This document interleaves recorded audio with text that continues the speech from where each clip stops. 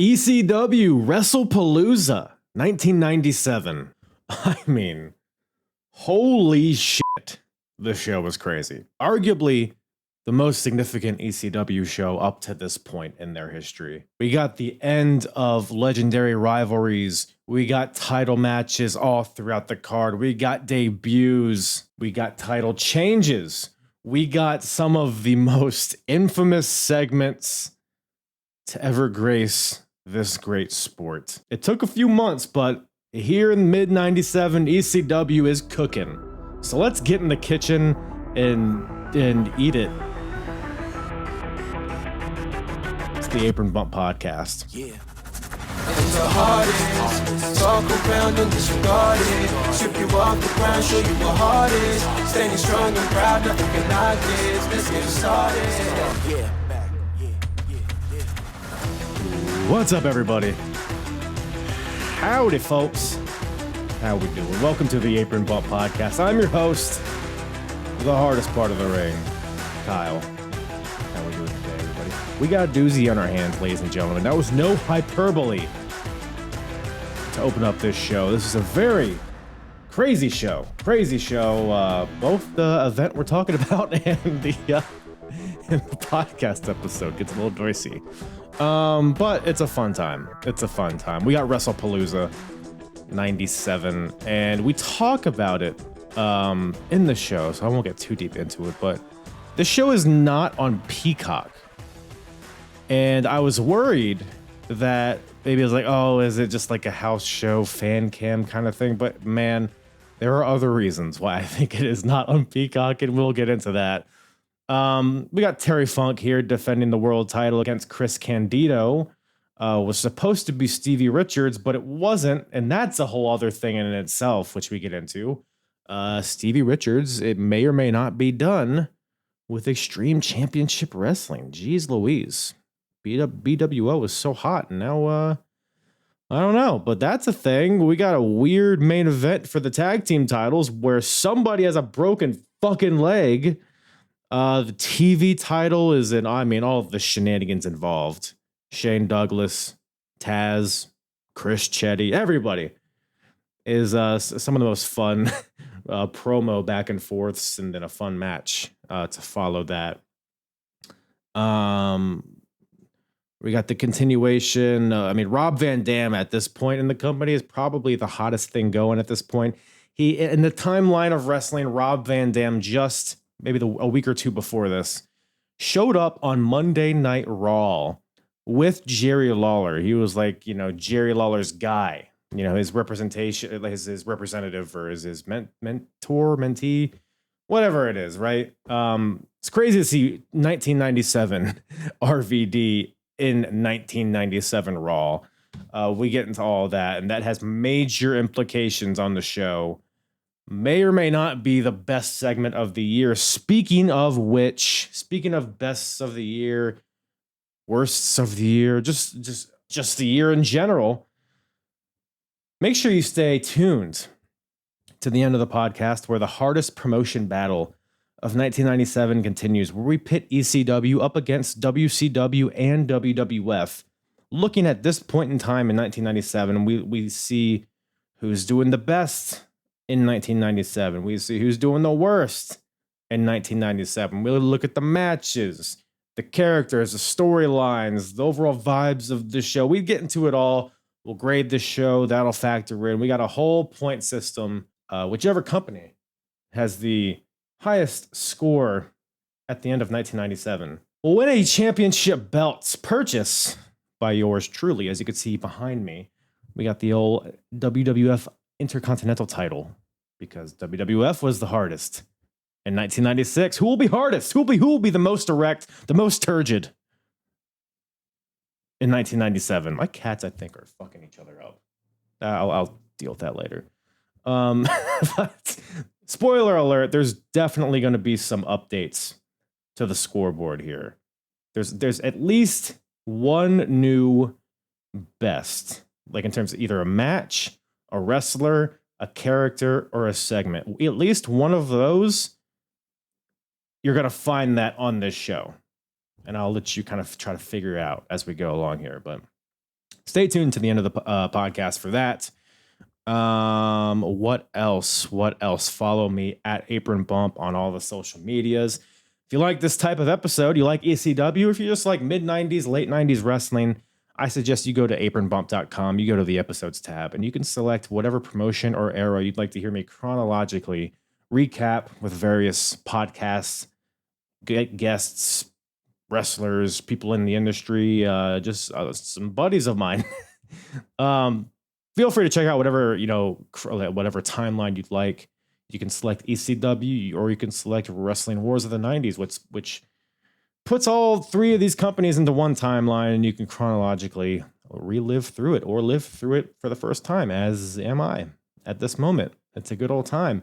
Speaking of a good old time, join the Discord. That's a fun old time. But even that's all, folks. An even funner time, a funner person, a funner bald Asian Juss from the GETCHO podcast returns to the show. So unnecessary. Returns to the show. Always a good time with my boy Justino. Go check out the GETCHO podcast wherever you listen to podcasts, as well as YouTube and all that stuff. They go live every week talking all the major scuttlebutt in wrestling, but they do a lot of fun segments. They do a lot of like comedy inspired or like pop culture comedy. Like they blend it all and they have like a fun variety show kind of thing. And it's just a couple guys having fun talking about wrestling and in a truly entertaining way. There's a lot of podcasts out there that are just like, well, let's get down to brass tacks. Here's the serious, here's where we got to get into this. Here, I'm right about this. So your guys are the GETCHO podcast. They don't lollygag with any of that kind of stuff. They just have fun, which is a rare commodity nowadays. So go check them out. Like I said, wherever you listen to podcasts, as well as YouTube. I'll put all of their info in the description below. Shall we get to it? I think we shall. ECW Wrestlepalooza 1997 with myself and Juss from the GETCHO podcast. How's it been, man? It's been a while. It's been a while. Yeah, it has been a while. Was it the sold out thing we did a while ago? Dude, it was Miss WCW. Remember the beauty pageant? Oh, come on. Want to just talk about that again, maybe?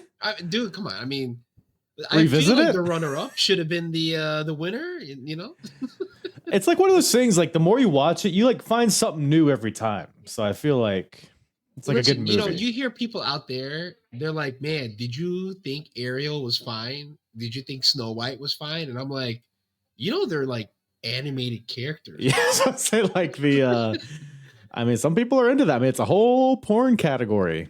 I mean, I joke around, you joke, we joke, right? We have a humor thing going on, but like people take it further when they talk about the X-Men girlies, like Storm and Rogue. It's like, hold on. I mean, I'm just fucking around here. I'm like not serious. I mean, I know she's thick, but it's a Saturday morning cartoon, y'all. Yeah, it's not really peak horny hours Saturday morning. Dude, I mean, it's not even up yet. No, it's still like, you've been beating it senseless for, maybe 8 hours previous. So We're still recovering. It's like a soggy French fry, at the bottom of the what the fuck did it call the bag? Yeah. Yeah. What kind of French fry do you think your penis most looks like? Ooh.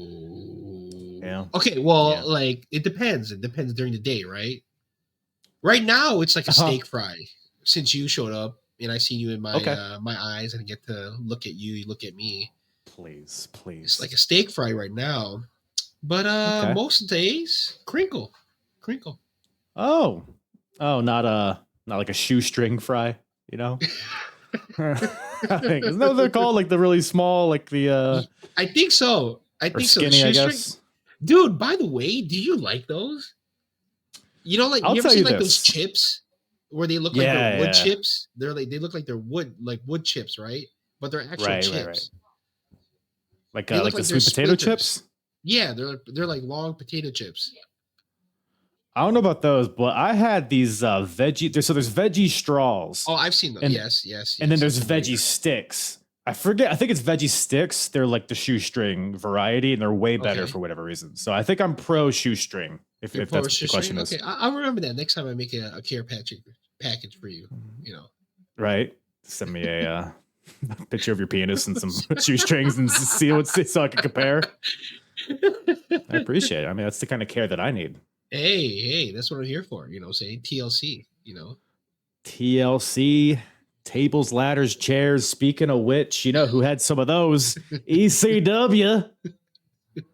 Wrestlepalooza, man. Did you get a chance to check out this little ditty? dude, shout out to you because I'm like, wait, why is it not on the cock? Like everything's here. You know what I'm saying? Even regular ECW TV, which is passable, is not is not here. I don't know why, for whatever reason, it's not on here.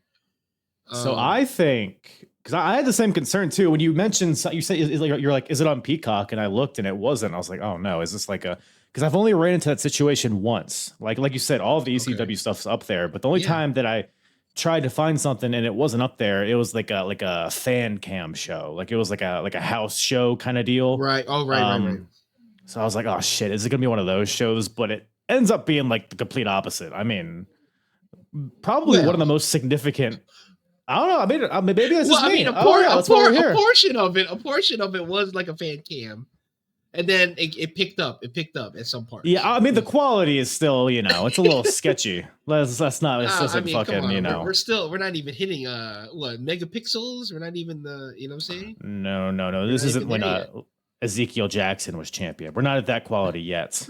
But the content of the show, I thought was pretty damn good. What about you? Just overall? Overall, listen, it took me a few times to watch this because I'm like, okay, this feels like a regular ECW TV show.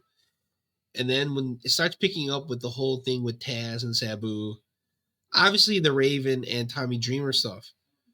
So what I'm going to say is probably like, I don't know, the hardcore ECW fan may hate me for saying this, but I'm going to give it a 7.5. Only because when you look back at this time, you think of the Invasion, Barely Legal, right? And then you think of like later on with the Heat Wave 97. I just feel like those are like more of heavy hitters when it comes to the beginning of ECW Prime. And you know, on a positive note, I'll say this is underrated.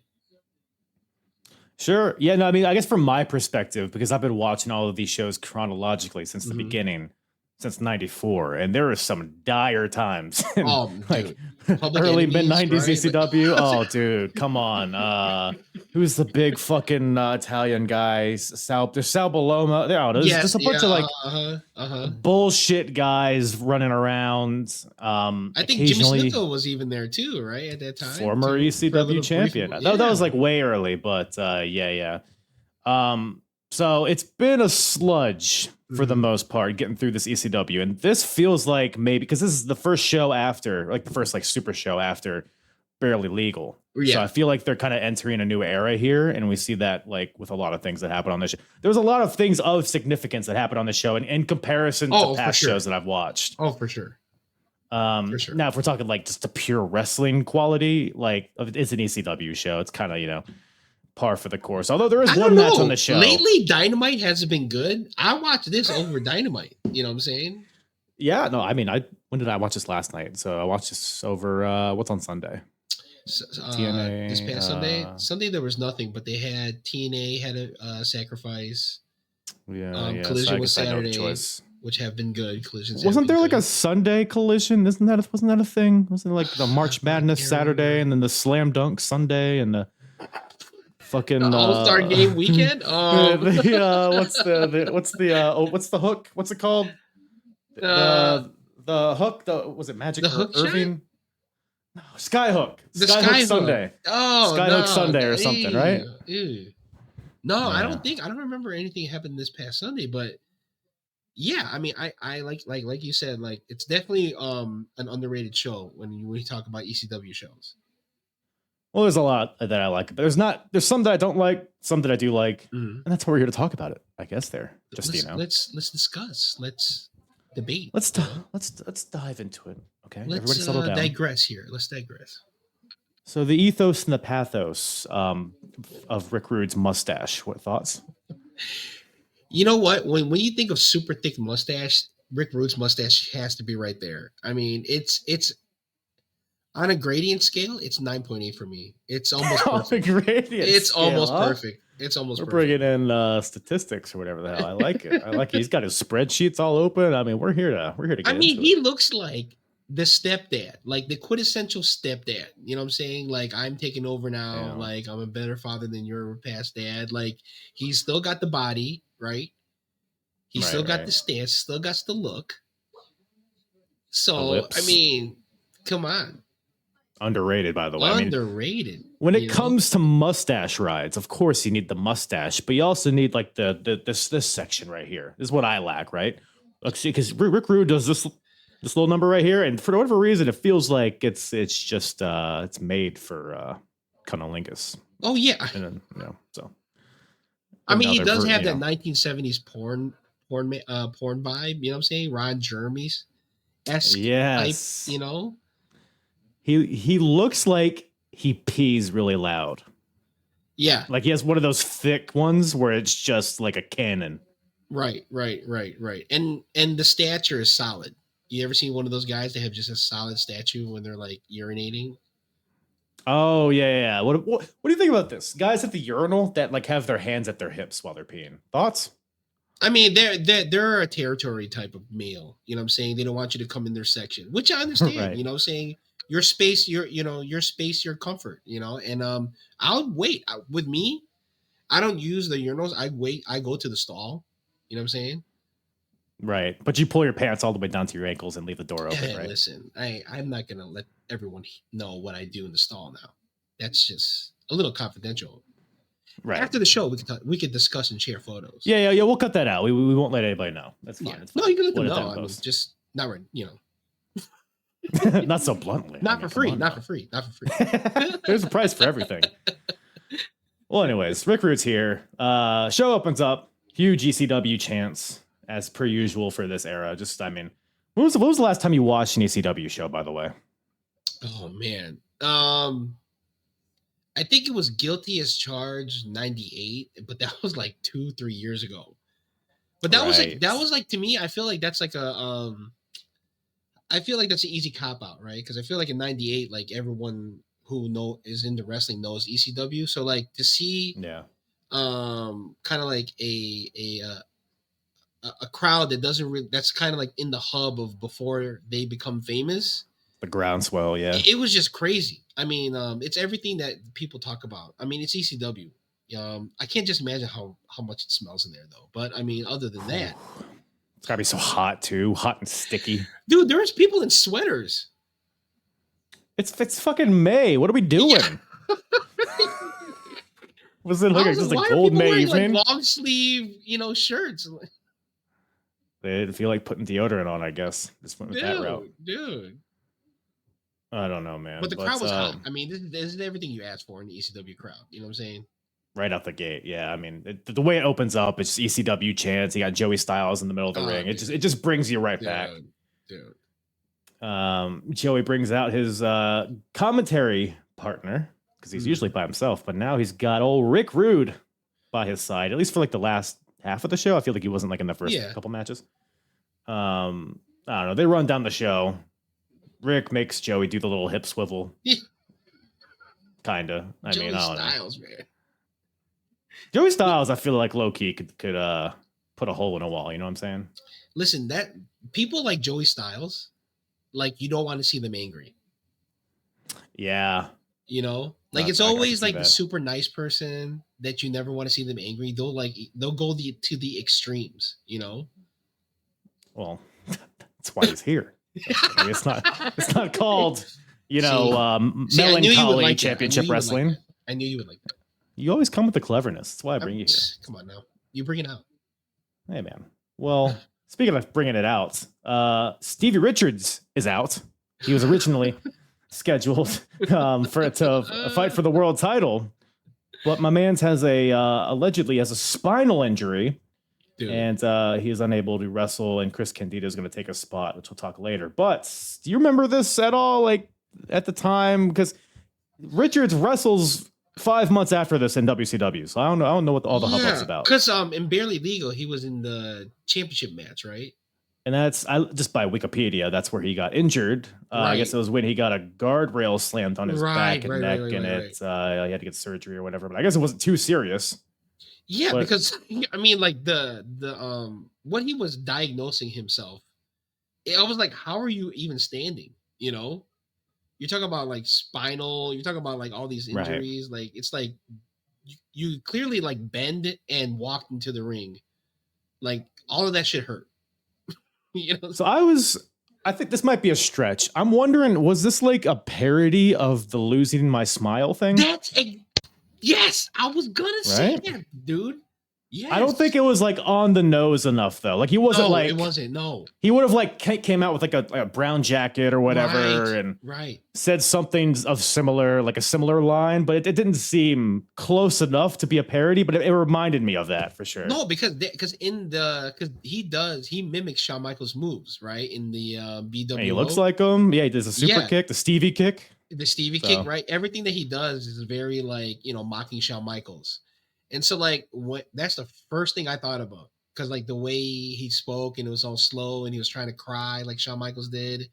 Yeah. And it was earlier that same year in 97 too. So yeah, we're like 3 months after that. Yeah. So it's very similar. Yes. I don't know.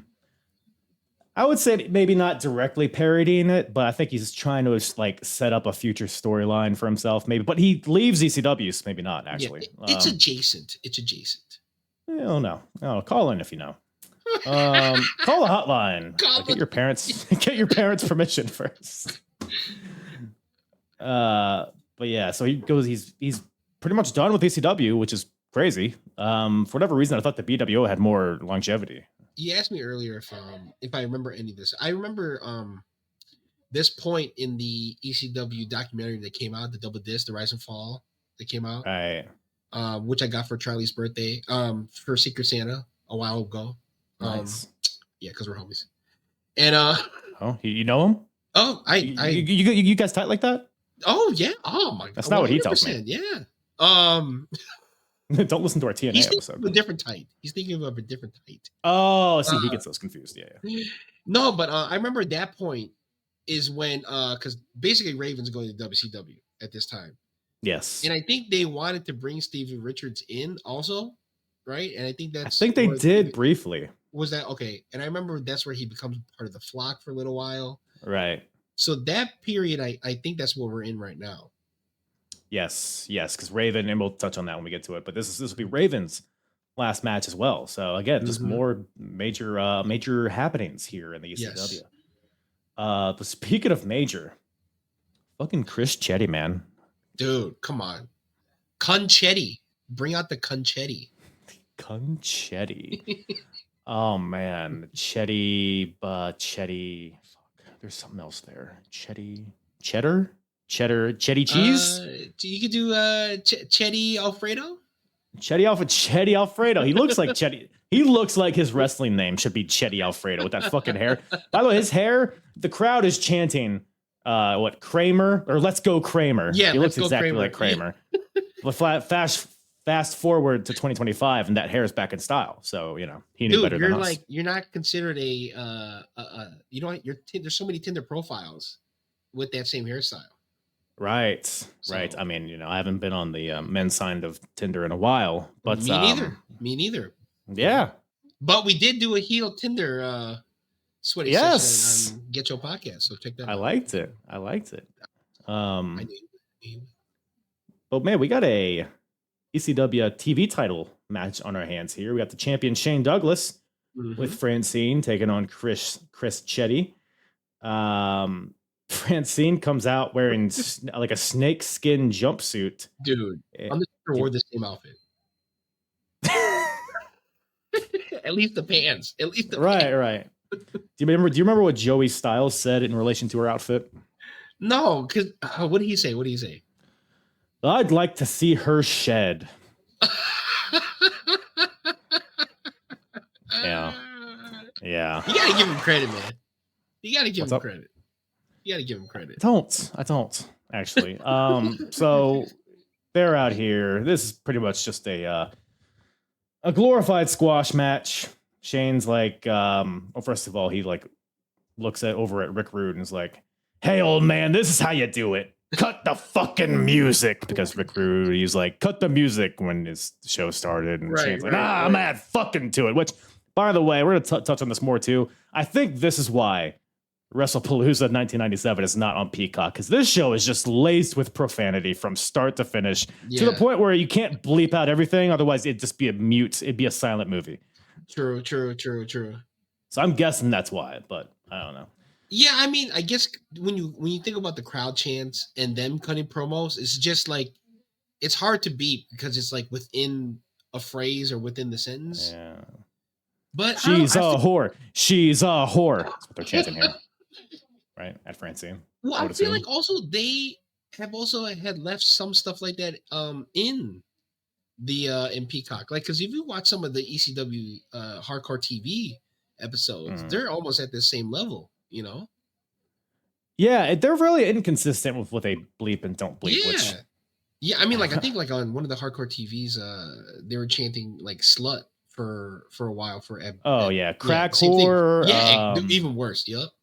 You fat fuck, which somebody gets right. that chanted at them in the show as well. So don't know, but match gets underway, and Kramer's going at it. Chetty Alfredo, franchise before the match. He has the mic. He's like, "Hey, Chris, we could go all around the arena, beat each other with chairs and whatnot, but let's just have a good, clean wrestling match."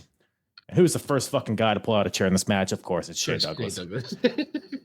Wailing Chetty in the ring with the chair, and Chetty tries to fight back, hits a bulldog on the setup chair, goes for a springboard moonsault, misses, lands on his feet. Looked pretty nice, but he missed. Dude, it was actually surprising for sure. For this era, it's not something you see every day. So shout out Chetty Alfredo. Come on now.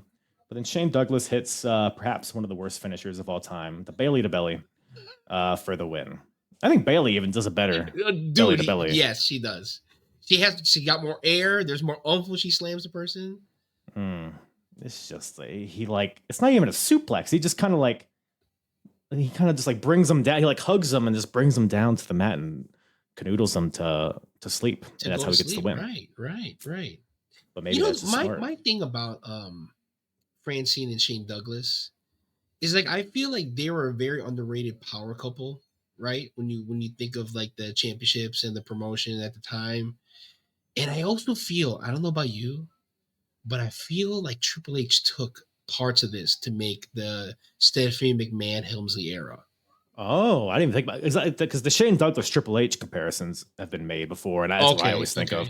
But I never thought about the whole duo, the tandem comparisons. Obviously Stephanie McMahon is a much more better promo than Francine.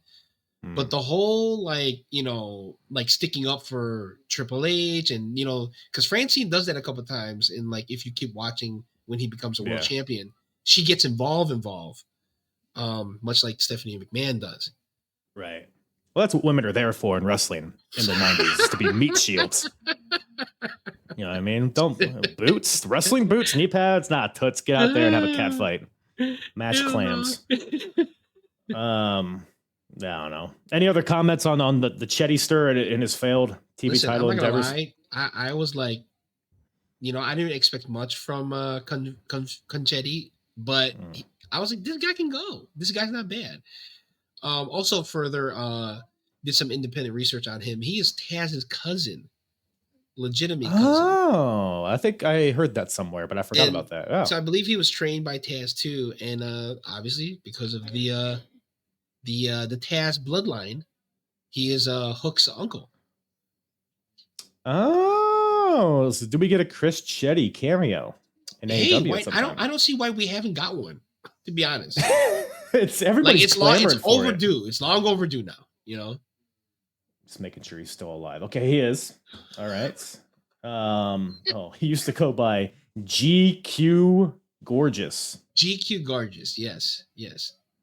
And it's something like VG Lady or Lada, something like that. It was a weird name.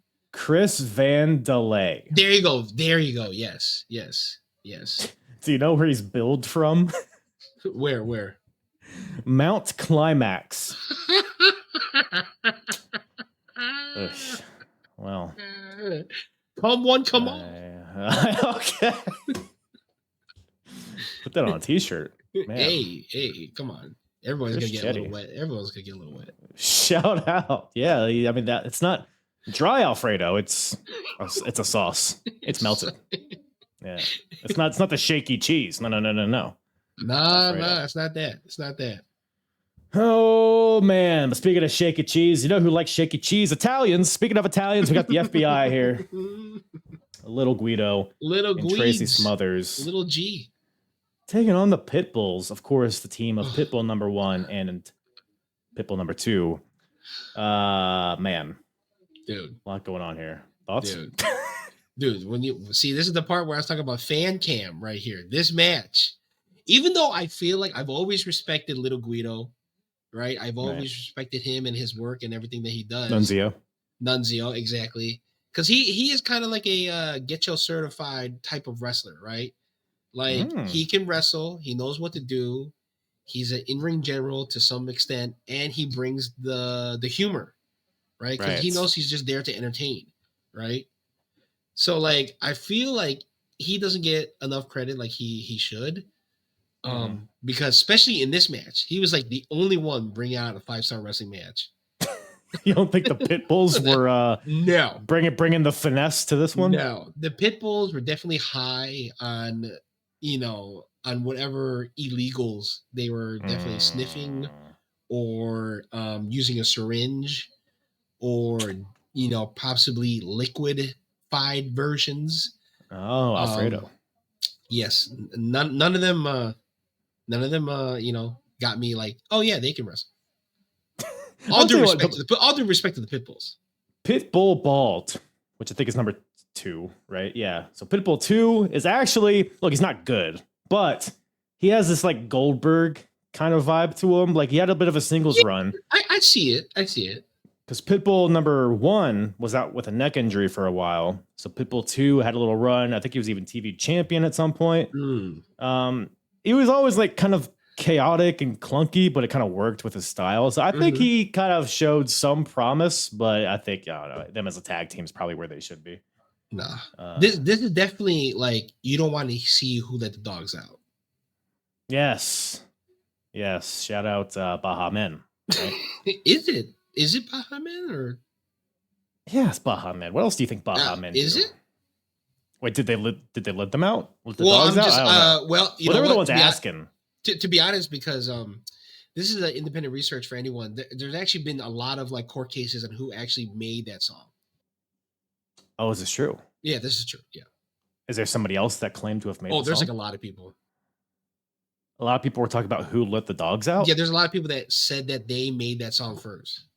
This is legit. This is legit as a lot of linear thinking. I know this sounds funny, but no, I believe you. Yeah, I believe you. Yeah, we'll talk about it soon on GETCHO. I mean you and me and Charlie and Garth. That could be a whole episode dedicated to the Baha Men saga and Pitbulls and Pitbulls. Oh man, a whole dog related episode. I feel like that's something you guys have already done, but we'll do like a doggy style type of thing. This is a reminder. The doggy style prompted your Alexa. Is that what you've named her? Fuck, now I did it. God damn it. All right. It's Alexa, apparently, not Siri. Shit, I did it again. Cocksucker! All right, let her get it out of her system. Still babbling. I'll plug my router into or whatever. Hey, you give them that USB, you know what I'm saying? Yeah, I do. Well, this match here, Pitbull's FBI, I think it was more like I was more infatuated with what was going on outside of the ring. Because Tommy Rich is there. He's like their manager. Yeah. He's getting bit. Well, first, before like they're doing their ring introductions, and Tommy gives both of his boys the Italian cheek kisses. You know how they do. The Philadelphia crowd did not respond kindly to this. Do you recall a certain chant that they were hurling towards Tommy Rich? Go ahead. No, I forgot. My sound cut out. My sound cut out. I couldn't get it. Can you remind me? I forgot. Did they say something like "you're a fag" or something like that? Right? By the way, you did that to me last time we talked about people calling each other faggots. Was gold dust, and I didn't even realize it in the time. You were like, "My sound cut out." I don't know what were they chanting at gold dust. I was like, "Oh, they were chanting faggot." Oh, did you not hear? I was listening back. I was like, "Oh, you stupid dumb idiot." Damn. But yeah, they are not very kind towards Tommy Rich. Perhaps he is a homosexual. Who knows? Perhaps. Also, too, when they come out to the entrance, right? It's kind of like crooked, right? The lane that they have to get to the ring. Yes. Okay. And there's like this pole, right? And there's this little girl in that section. She's not in the crowd. She's just outside the barricade. Right. And I don't know why is she there. She was like in the aisleway. She was in the aisleway. Was she was she not Francine? No, Are we sure? Had to be somebody's friend, or I don't know if she was part of the ring crew. She definitely didn't dress like a ring crew. She was wearing like a long sleeve shirt, white, blue denim jeans. I'm like, is this girl like not 21? That's why they have her outside the guardrails, or like, I don't know. Could have been the medical team, maybe, perhaps. The medical team. Which, by the way, they have a name. Do you remember what their medical team was called? No, what's their name? Damage Control. Wow. Yeah. That is, and look how far they've got. It's a group now. So what we're saying is that this was Io Sky, I think, is who you were talking about. It was the guy. It was the Dakota guy. That's right. I forgot they don't allow Japanese people in this arena. So we got wrestling happening. Crowd is chanting. They're not paying attention to the match. They're just yelling, "You fat fuck" at Tommy Rich. At some point, he rips off his shirt, which I don't think was a good strategy because it didn't do him any favors. I don't think. And inside the ring, you got FBI doing their like Tweedledee, Tweedledum act, which is fun. It was fun, and the Pitbulls just shit can them both, and super bomb to Little Guido, and they get the win. So I don't know. I thought this kind of maximized each of these guys as like, sure. You have the comedy guys, and you have the guys that are all business, and they take care of the comedy guys. So they were both allowed to shine in their own way, but it was kind of a throwaway. Leather though, the Pitbulls and leather. Shiny leather. I don't know how much do they rank and stank when they go back in the locker room, because like that type of leather is not breathable around the crotch area, so I could just only imagine. Do you have a lot of experience wearing leather singlets? From just what I've been emailed, yeah. the email list you've subscribed to, leathersinglets.com. Yeah. I'm with you. Speaking, leather, I mean, that does, it doesn't leave a lot of room for your balls. Speaking of balls, we got Balls Mahoney. Yo. And the Sandman taking on the Dudley Boys. With, there's so much going on. Dude, here. This is crazy. Sandman's entrance, man. Where do you rank it? Dude, it's up there. For whatever reason, this one in particular got my cockles all goosed because it's him and enter Sandman hits the speakers, of course. It's iconic. But then the Sandman comes out with his cane, Balls comes out beside him with his chair, and it's like, man, this is fucking. This they is look ECW like a bunch of badasses, right? Yeah. So yeah, it's up there. I don't know where do you hold it? It's definitely. My top 5 always changes, right? But it's definitely respectfully, it's definitely in the top 15. Right? There's a lot of entrances out there. Oh, dude, we can talk days and days, but yeah, it's definitely up there. Especially the one when they're at the Hammerstein Ballroom, right? And he's he's like, he's like on top of the one of the guardrails and he's smashing the beer. You just see it splash everywhere, or the ones where he's on the balcony. That's just like very busts himself open before the match. Exactly. And he's wearing the Zubaz with the Sean Kemp Kamikaze too. So like, his shoe game is strong. Hey, listen, you got to give him credit, right? Because a lot of people who were just now wearing sneakers wrestling, Sandman did it first, or one of the ones that did it first. Probably, yeah. I think he just kind of showed up in whatever he showed up to the arena wearing. Came out the dryer, whatever he came out the dryer. Whatever Sears had on clearance is what he showed up in. So, but I will say, Balls Mahoney, underrated, man. Underrated. I always enjoyed Balls Mahoney when he was wrestling. I thought that he was a guy that was like that can really run the ropes. He was really smooth. Obviously, he wasn't like the most athletic, right?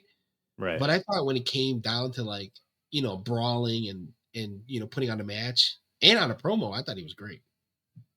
Yeah, especially now with this, because Balls Mahoney's still pretty new to ECW, only a few months into it, but he's already like become a cult favorite with the chair shots, and that's just that's his thing now. Is he swings a chair, that's his finisher, is hitting the guy with the chair. So it's like he's got it pretty easy. It doesn't have to take a lot of bumps. So, but how familiar are you with Hack Meyers, if at all? Not that much. So he was an icon in ECW in the mid-90s, right? Okay. I mean, just Mount Rushmore guy, Hack Meyers. When I say Mount Rushmore, he's all four faces. He was another guy, not super athletic, kind of built similarly to Balls here. And whenever he would like punch somebody, the crowd would go Shah, because he was the Shah of ECW. So they would go Shah with every strike. And Hack Meyers, I don't think is around anymore, but I think Balls has kind of fallen into that position. Into that now lane. Okay. Balls every strike. So now they've just replaced Hack Meyers, which is disrespectful, but don't know. No, you can't grieve forever, I guess. Well, I mean, like, there's always that saying, like, it's time to pass the ball on. So literally, it kind of makes sense. Come on, everybody says that. Gotta pass the ball on. That's a phrase everybody says every day. Right. I dropped the ball. Not Mahoney. Right. He picked it up. He never drops it. He picked it up. Yeah. He tosses it and it goes through the hoop. He juggles. A lot of balls in the air. Let's talk about the Dudleys here for a second. I have a lot of questions.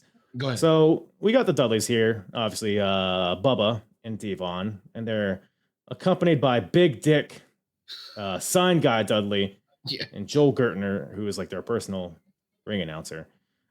This whole shtick in the beginning, it's a little. So I have here. Let me pull this up here. Go for it. I have a clip because this is the only time throughout the show that anything was censored. And I'm not totally sure what was said here. I think maybe we can dive into this and see if we can figure it out. Maybe read some lips, perhaps. I don't know. So we got Bubba, we got the Dudleys in the ring. They're jaw jacking the crowd. Let's see. Blow me. So blow me, and then he calls him something. What do you think he called him? Or maybe he said something else. Maybe he said Chris Benoit or something. Yeah. Blow me, you silly goose, probably? No, it's got to be something more vulgar, something of that time, 97. Yeah, what was the hip insult? Blow me, you fucking retard. Would that be 97? Ooh, retard's a good one. So I'm thinking faggot off the gate. Okay. Could be retard. Although, if we could continue, they might incorporate both because they say a few more things here.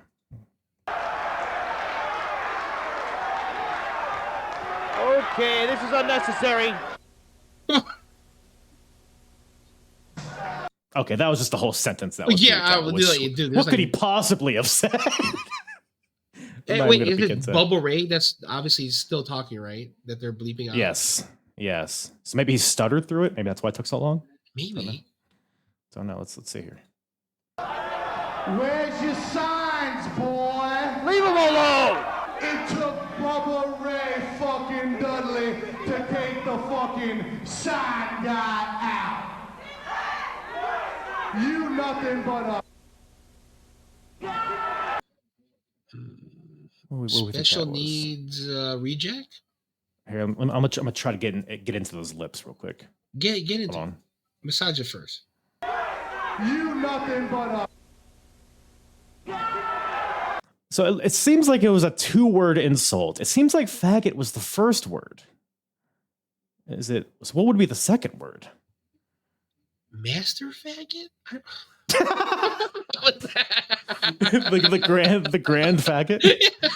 Oh man, this First off, let's go back. Why does it feel like they have a history? Well, Do so this they? guy, Straw Hat guy, is like a notable fan. The straw hat guy and the Hawaiian shirt. Those dudes, I've seen them many times, right? Like, but Right. the guy in like I'm polo. guessing, yeah, polo, very tight polo, by the way. Very tight. It seems like they've had some previous history. Well, my thought is, the Dudleys have their own sign guy. So is this Right. a sign guy war? Sign of the times, maybe. Hey, Don't know. I saw the Sign versus sign. I sign. saw the sign. Shout out to Stephanie Tanner. Is there something else? I think Devon says something. Takes a big man to insult a fan, huh? Under one of these sections of big. It might be like faggot pussy or something. I don't know. But why would pussy be bleeped? I don't know. Let's see. You know what? Now that I'm thinking about it, it might be something like a slur against Philadelphians. Is there? Because Hold I mean, on. I'm just because the way, if you go back, the way the dude in the Hawaiian shirt stood up as if he was really offended. You know what I'm saying? Like, I'm just googling. Is there a slur for Philadelphia? No, there's no single widely accepted slur. oh, there's not. John, Jawn. No, not John. I think that's like okay. a positive thing. That's like a positive thing. That's like an adjective. You know what I'm saying? That's a John. This is a John. You know. I'm like skeptical to say But these it words is. because for like I don't know what they mean. So it's probably better that I don't say them. Jagoff. I mean, I don't know. It can't be that because they would have to like blur. You know what I'm saying? And then you're thinking that, like, it's not on the Peacock, right? So oh wait, this isn't. This is just slang in general. It's not slurs. John is used in a way that might be considered offensive or demeaning by some, depending. Really? So it means thing or person. Because everyone that I know that's used that word John is more Right. on the positive side. You know what I'm saying? It's like, yeah, yo, you want don't that know. burger? That John's pretty good. You know? Right. Oh man, that Right. cheesesteak, yeah, that John's always cooking. You know, so like it's always Right. it's always of that lane, right? Yeah. But I don't know what Bubba Ray says. It has to definitely be something. Let's go with Master Faggot. I'm getting all sorts of sound bites from this. Again, disclaimer: we are trying to provide the humor of '97. So Right. you know, this Right. is not Kyle or Justin or just being us. This is us portraying humor in '97. We're speaking on behalf of the Dudleys. Yeah, We're kind of like the next Dudleys. We're like part of that family. Commentating on what they're doing. You know what I'm saying? In '97. Right. We don't. What's the word? Accept. What's the fucking word? We don't. We don't agree with what they're saying. Yeah, we don't agree on their shaming of fags. No, we don't. No. We don't. We love fags here at the Apron We Bump. 100% welcome all of that. Oh man, this is gonna be my last episode ever. All right, let's see. Devon says one more thing here. Maybe he'll give us some insight. Including you no good, ungrateful pieces of shit. See, I thought he said pieces of shit the first time, but then now. I think he did before this clip. Okay, and then they just didn't catch it, and then there's a lot of pieces of shit flying throughout this entire show. So yeah. Well, glad we figured that out. Glad we got Hey. I don't know what we figured out, but we got there. And then all of a sudden, a wrestling match breaks out. Balls and Sandman versus Doodleys. Dude, What did you think about this one? This is actually really good. I mean, you have four icons of ECW, right? Balls, Sandman, the Dudleys. I mean, you're also catching the Dudleys at like, I wouldn't say prime, but you're getting them at like when they're starting their rise of becoming like, you know, ECW's best tag team in their promotion, right? Because at this point, they're just guys that are just, you know, talking shit and roasting the fans. They haven't really like hit that mark. And in this pay-per-view, I feel like this is what starts off the whole, oh, that's the Dudley Boys. That's the Dudley Boys, you know? Right. Then they get that whole tag team reign going on. Yeah, it's still very new, very, very early in their run. They've only been teaming. Bubba and Devon have only been teaming for a couple months at this point. So, yeah, definitely the very beginning of what they would go on to do. They eventually, it's a fun brawl. You know, it's nothing. You're not going to see a lot of tope. Well, actually, there is some topes here. Sandman, dude, Sandman. Sandman Sandman did a weird ass plancha. I mean, like Sandman plancha with the kendo stick. Yeah, and hits his partner doing it because he can't control his body. Did you see Balls Mahoney look at him like, what the? I think we're teaming there, Sandy. Gee whiz, come on, guy. That's probably what he said. Dude, what did I do to you? Don't know. But Balls, I think it's Balls, gets hit with a 3D onto a steel chair, and the Dudleys get the win. By the way, this match is a number one contenders match to challenge for the tag titles in the main event, which is a lot there that we got to talk about. But one could say this could have just been for the titles itself, but again, we'll just a little foreplay there. You know, so funny. The tip a little bit. At the end of the match, you know, they hit the 3D. It's so funny because it's not like perfected yet. Right. So it's like it's kind of weird to see them like still do like a raw version of the 3D. You know? Yeah. It looks brutal though. Yeah. The way they do it's it. Still, oh, dude, it looks like they just fuck up whoever they're, you know. Yeah, because it's not smooth. It's just like no.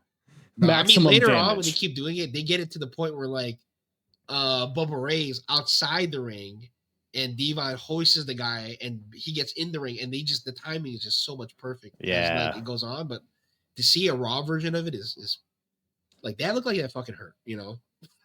No, I like it.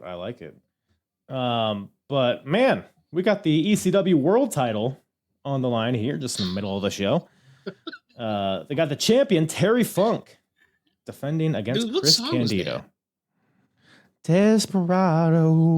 Where's that rank on your all-time wrestling theme songs? You know, it's in a 60. If I have to rank songs, it's definitely on top 60. Likely really 59. top 60. Likely 59. I don't know about that, man. I mean, as a song, sure, but as a wrestling thing, I'm the champion. I'm out here to wrestle. I'm here to beat my opponent. Desperado. Get on my horse, or whatever the fucking words are. You know what beats it? You know what's at 58? If that's on 59. That? 58 is spend my days working hard on the go. All right, that's a good song. Let's calm down. Come on. We're not going to slander Double J on this program. That's for sure. So this is where, so we talked earlier. So by the way, Chris Candido comes out dressed like Terry Funk, which hilarious. Doesn't really come into play, but it's just a funny aesthetic. So both guys get in the ring, and during the ring introductions, Stevie Richards gets in there because he was originally slotted to challenge for the world title. And this is when he cuts that promo we were talking about earlier, the very Shawn Michaels-esque, very somber. He's saying that I may not wrestle again. I was really looking forward to wrestling you, Terry, but I guess I can't. And then he hugs him. That part of me was like, oh, is he gonna like swerve? Because I'd never seen this match. I was like, maybe he's gonna like low blow Terry, and it's gonna be a swerve, turn, whatever the hell. But no, it's just him being sad and hugging him and walking away. So I was like, all right, that's weird. Just a weird match, kind of in general. I don't know. What do you think about it? Yes. So, okay, Chris Candido, definitely one of the best in ring wrestlers. Right? He's great. Yeah. I mean, just his raw talent, everything that he does. I mean, if I have to give somebody credit who's like a Chris Candido, like you could do like Speedball Mike Bailey, right? Is kind of could be a version of him, right? You can Chad Gable is another version of him, right? Chad Gable, I think, is a better comp. Yeah. And then like if you even want to stretch it out, I would even put Dolph Ziggler in that lane too, right?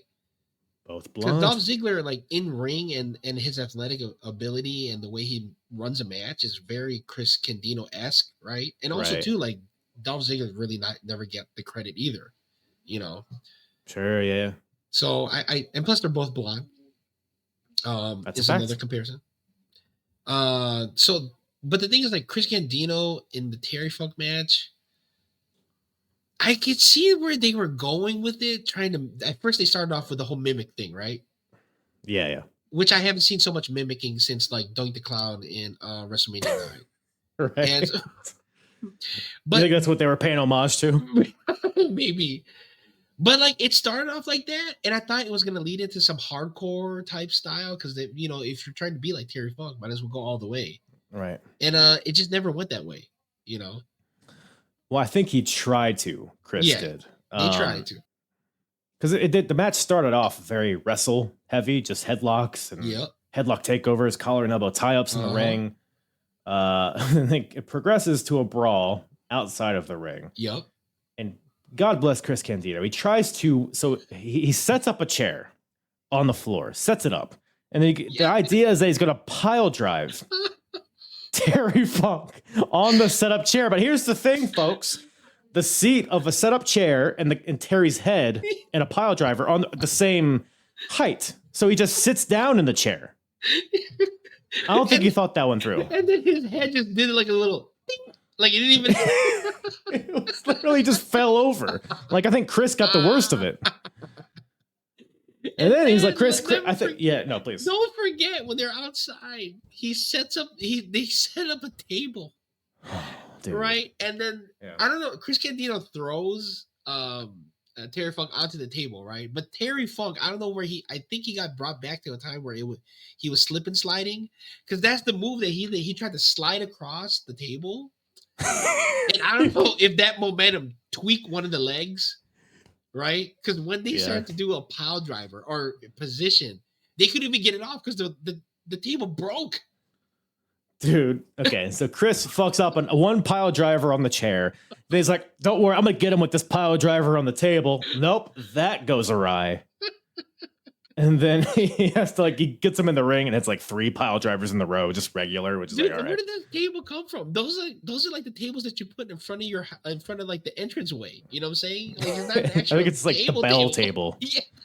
Yeah, it wasn't meant to be broken. The guy there is like, guys, what the hell? What the heck? Get off my table.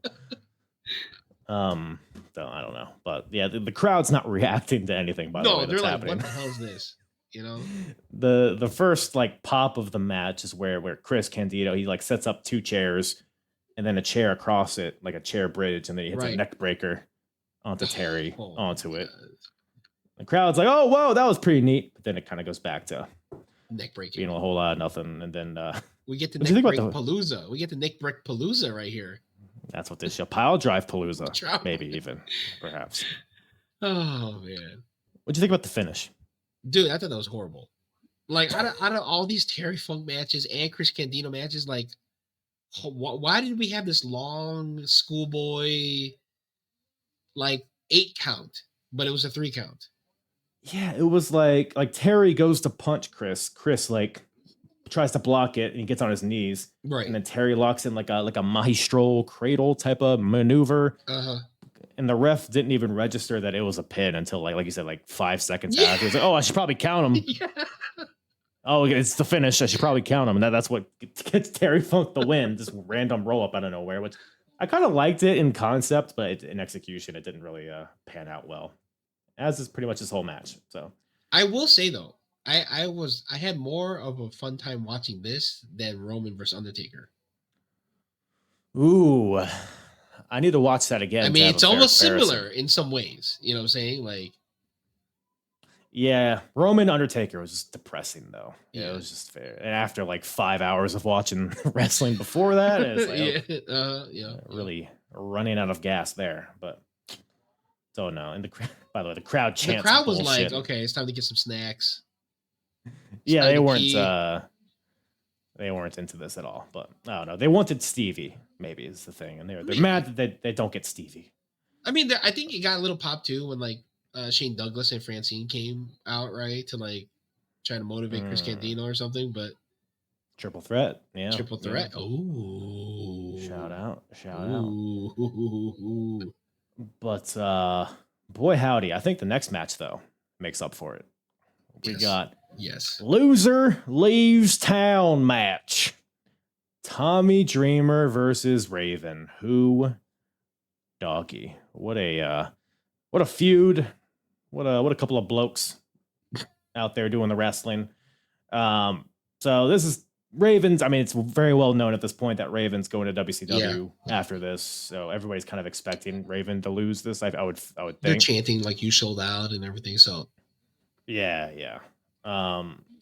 So, but I mean, even with that known, I thought the drama in this match was fucking awesome. Like, you don't get a lot of like really like dramatic matches in ECW. I feel like, at least in this era, like not a lot of matches that like suck you in. Like the result of it is like, who's gonna win? It's always like, oh, this guy's hitting this guy with a cheese grater. Oh, this guy's putting a kendo stick up his ass. Oh, that's pretty neat. Clap clap. But this one was like, I don't know. I really like this match. What you think about it? No, I mean, yeah. If you kept up with the storyline, yeah, this match is like one of the top notches. You know what I'm saying? Everything that, stealing his kid, converting Beulah McCuddy for a while, and like the back and forth of everything that they went through. I mean, it's so funny too. Like everyone's always like, oh, they're gonna nowadays, especially when they have like two wrestlers like fighting again. It's like, but Tommy Dreamer and Raven, they've had how many matches, and each story was like built in a different way too. You know what I'm saying? And the match just like is like icing on the cake. And that's the definitely way I felt with this rivalry. Definitely a rivalry that like people should talk about more often too. Like it's definitely up there. It's in my top 10 rivalry. No, yeah, it's a landmark ECW feud, if nothing else. I mean, wrestling in general, but definitely ECW. And at this point, Tommy has never pinned Raven, right? Which is a key factor here. Can he do it here? We'll just have to see. Can he do it though? Can he do it? I don't know who these fucking cocksuckers are with Raven. Chastity and Lupus. Just some jamokes out there with Raven. I guess the pre-flock maybe. The pre-flockers. Whoa, easy now. Language, come on now. Don't want to get censored. Don't want to get censored like Bubba. It's a PG show. Lupus gets in there before the match even starts. Lupus is like, "Hey, Raven, you're already signed a contract with WCW. Why bother even with this match?" And Raven's like, "It's a good point, Lupus." And so Raven leaves. He leaves through the crowd. But Tommy chases him into the crowd through the front door, and the match gets underway, and they brawl all throughout the crowd. Dude. Tables breaking left and right. I mean, any moments in this crowd brawling? I was like the what's it called? I need to see the blueprint of this building, right? I'm like, where? I'm like, dude, I thought they were standing on like lower, already the lower level, but there's already like another level. You know what I'm saying? Like when they went through like the tables and everything. I think they went like on the bleachers at some point. Something and like they went in the bleachers. Tommy got thrown off through a table. So it's a very topographical arena. Yeah, and I just love it too when they go to like early ECW when they go through the crowd and the crowd's like freaking crazy and like there's like you can't tell where they're gonna land. You know what I'm saying? And then to see if people just move and then like, oh, there's a table. You know what I'm saying? Yes. So it's not like modern wrestling. It was really cool. I thought it was really cool. It was very raw too. Like to see like what a wrestling fan was like at that time also. Yeah. Yeah, it really brings you back to 97 watching, I mean, just being right in there with the wrestling fans. I mean, middle fingers galore, you know what I'm saying? Yeah, exactly. Like normally I tune out of crowd brawling type stuff, but for whatever reason, this one kind of sucked me in a little bit. Oh yeah. I think because they went everywhere. They literally went everywhere. They utilize their real estate, as they say. Okay. They fight like Warren Buffett. Okay, Warren Buffett. they were exploring the space. These two gentlemen. They fight towards like the edge of the arena where commentary usually is. But tonight, Shane Douglas and Francine are there watching the show for whatever reason. Dude, what section is that? Like, what would be there if there's no wrestling? Is that like, I don't know if that's like a stage or what? I think it's like the sound booths and like I think commentary usually is up there. That makes sense. Yeah, that makes sense. Yeah. Who knows? It's pretty much just used for people to get thrown off. This is where the Foot Clan trains. You know what I'm saying? Like, right. It could be. It could be. I never thought of it like that, but they eventually get back to the ring. Chairs get brought into it. The classic Raven drop toe hold into the setup chair. He rocket launchers Tommy off the top rope through the setup chair, which looked pretty brutal. We get a lot of good near falls here. Dreamer with a spinning DDT. Yes. Then Straw Hat Guy has a sign for him. Yeah. It is, I believe it said, what did it say? It was like wrapped in something. It was a street sign wrapped in something. I forget what it said on it. You know what I'm saying? Something stupid Johns? Like Master Faggot. That's going to be the title of this episode. Wow. Eesh. But Dreamer unwraps it. It's a do not enter sign. And it kind of weirdly becomes the centerpiece of the rest of this match because it gets like thrown onto the mat and then people keep getting DDT'd onto it one after the other. It's everywhere. Tommy pile drives Raven onto it. But then Lupus gets in there and breaks up the pin. It's Lupus. Which I don't even know if Lupus knew what he was doing.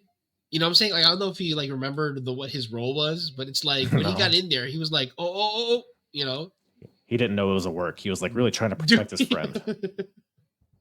Yeah, I don't know, probably. Beulah gets in there, gives a DDT to Lupus.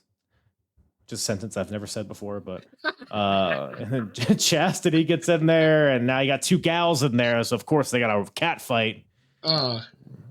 Ripping each other's clothes off and whatnot. So that happens. Raven busts out a Claymore out of nowhere, which caught me off guard. Dude, I didn't even know he had it in him. His bag is deep, as the kids say. And that gets a 2 count. All these 2 counts, the crowd's like biting. It's like, oh, is this going to be it? Mm-hmm. Beulah with a low blow to Raven, and Raven with a DDT. And I'm watching this, I'm like, oh, this feels like a good way to tie this story up. Because like you said, that's kind of how it started. With They were kids at summer camp, and they were fighting over Beulah. Then Raven got her. Then Dreamer took her from Raven. Then he got her pregnant. Then she had a miscarriage. It was the whole thing. Right. But that was not it. DDT on the sign for a 2 count. And then Louis Spicoli comes out. Radford. He's dressed like Tommy Dreamer. Right. So he's doing the whole, he's like mocking him. They've been building this on ECW TV leading up to this. Spicoli gets in there, gives Dreamer a DDT, and then pulls Raven onto Tommy's lifeless body. Ref counts 1, 2, kick out. By God. I thought that was like, oh my gosh. When that kicked out, I was like, okay, we're still in it now. We're still in it.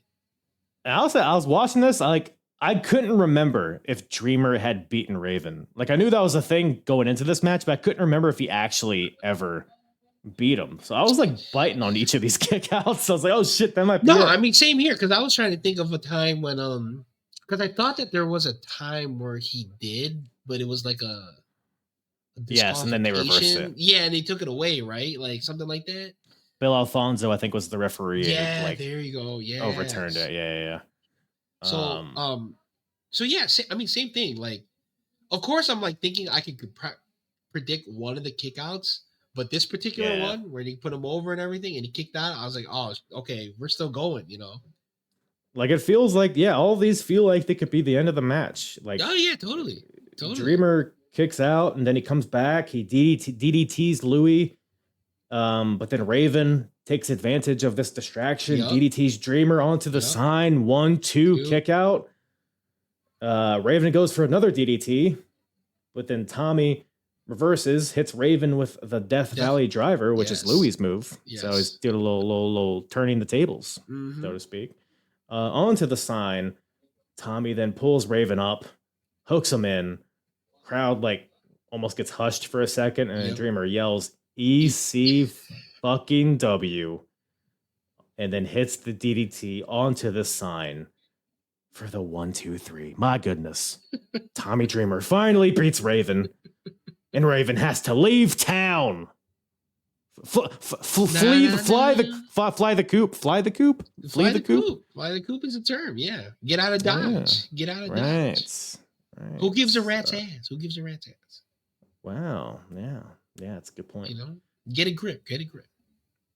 I'm gripping and ripping this match. But yeah, no. Any other nuggets on this one? I really enjoyed it. Okay. Well, actually, we're leading into something crazy, but like, no, you know what's so funny? I enjoyed this match. This was probably like one of the best matches on the card, if not the best match. Yeah. And just like, we talked about and mentioned before, the build-up, right? The storyline, everything culminated to this one particular match. I just laughed when Tommy Dreamer was yelling ECW, and he does this thing with his neck, like EC, in that, like no rhythm. You know what I'm saying? Like, Yeah. It's all passion from Tommy. I mean, no time for rhythm. I don't know, man. But yeah, it was a lot of this match is very silly, but I'll say this: up to this point in ECW's history, best match they've ever had. no, oh, totally. Like in the company's history, best match so far up to this point. They may have had matches after this that are better. Which I mean, it's not a lot. It's not a lot of good matches. I mean, there's like. I would say this match definitely is one of the best and has the most like drama too. Yeah, and like you said, the story behind it, it was just a I can't remember of any other ECW match or wrestlers that had this much storyline, like so much weight into one match. No, yeah, I mean, it's like some Sandman Raven stuff. That was all right. Yeah, they never really. It was kind of a touch and go story. They didn't really. I don't know. I can't. Not up to this point. I mean, we got some stuff coming up though. That after this match that we're leading into. That I mean, this. So at this point in the show, on is fucking awesome. Like, yes, pretty much every. This is the point. This is the part of what I was talking about earlier. How it was kind of like felt like a regular TV show. Yeah. Once Tommy Dreamer and Raven had their match, and then everything after was just yes, this is ECW now. Because so Tommy wins. Raven's out of here. Lights go out. Now, who do you think's coming out when the lights come back on? Ooh, man, I would love it to be Kai and Ty. They are around, by the way. They did wrestle. Yeah, exactly. Yeah. So that's not the craziest thing. No. They could have chopped. They could have. But they did not. Unfortunately, it's just Rob Van Dam wearing a Monday Night Raw t-shirt. Which is just phenomenal. So for context, on Monday Night Raw, Jerry Lawler brought in RVD to be his protege, I guess. I don't know. Because Jerry Lawler was talking shit on Raw, on WWF's programming, talking shit about ECW, like naming them by name. Paul Heyman was on the show. Him and Lawler had a debate. They had the whole ECW invasion. And so now we're kind of bleeding over into ECW with RVD here with a steel chair, wearing the Monday Night Raw t-shirt, gives Tommy the Van Daminator. And Dreamer starts to fight back, though, eventually. But then the lights go out again. And the lights come back on. And Sabu, pointing to that sky, he fucking hurls a chair right at Dreamer's face. It never looks safe the way Sabu does it. Never. Jeez Louise. So Sabu and RVD and Bill Alfonso's out there. They've been a trio since Barely Legal, when Bill turned on Taz. So we got this new group here. And I'm like, okay, so we got the heel group out here. They're beating up on Tommy Dreamer. And they're at this point, there's huge "We want Taz" chants. So I'm thinking, all right, well, now Taz is going to come out and run these guys off, and that's going to be it. Well, there is a lot more to it than that, because the lights go out again. The crowd is chanting, "We want Taz." Lights come back on, and who is it, Juss? Jerry the King Lawler.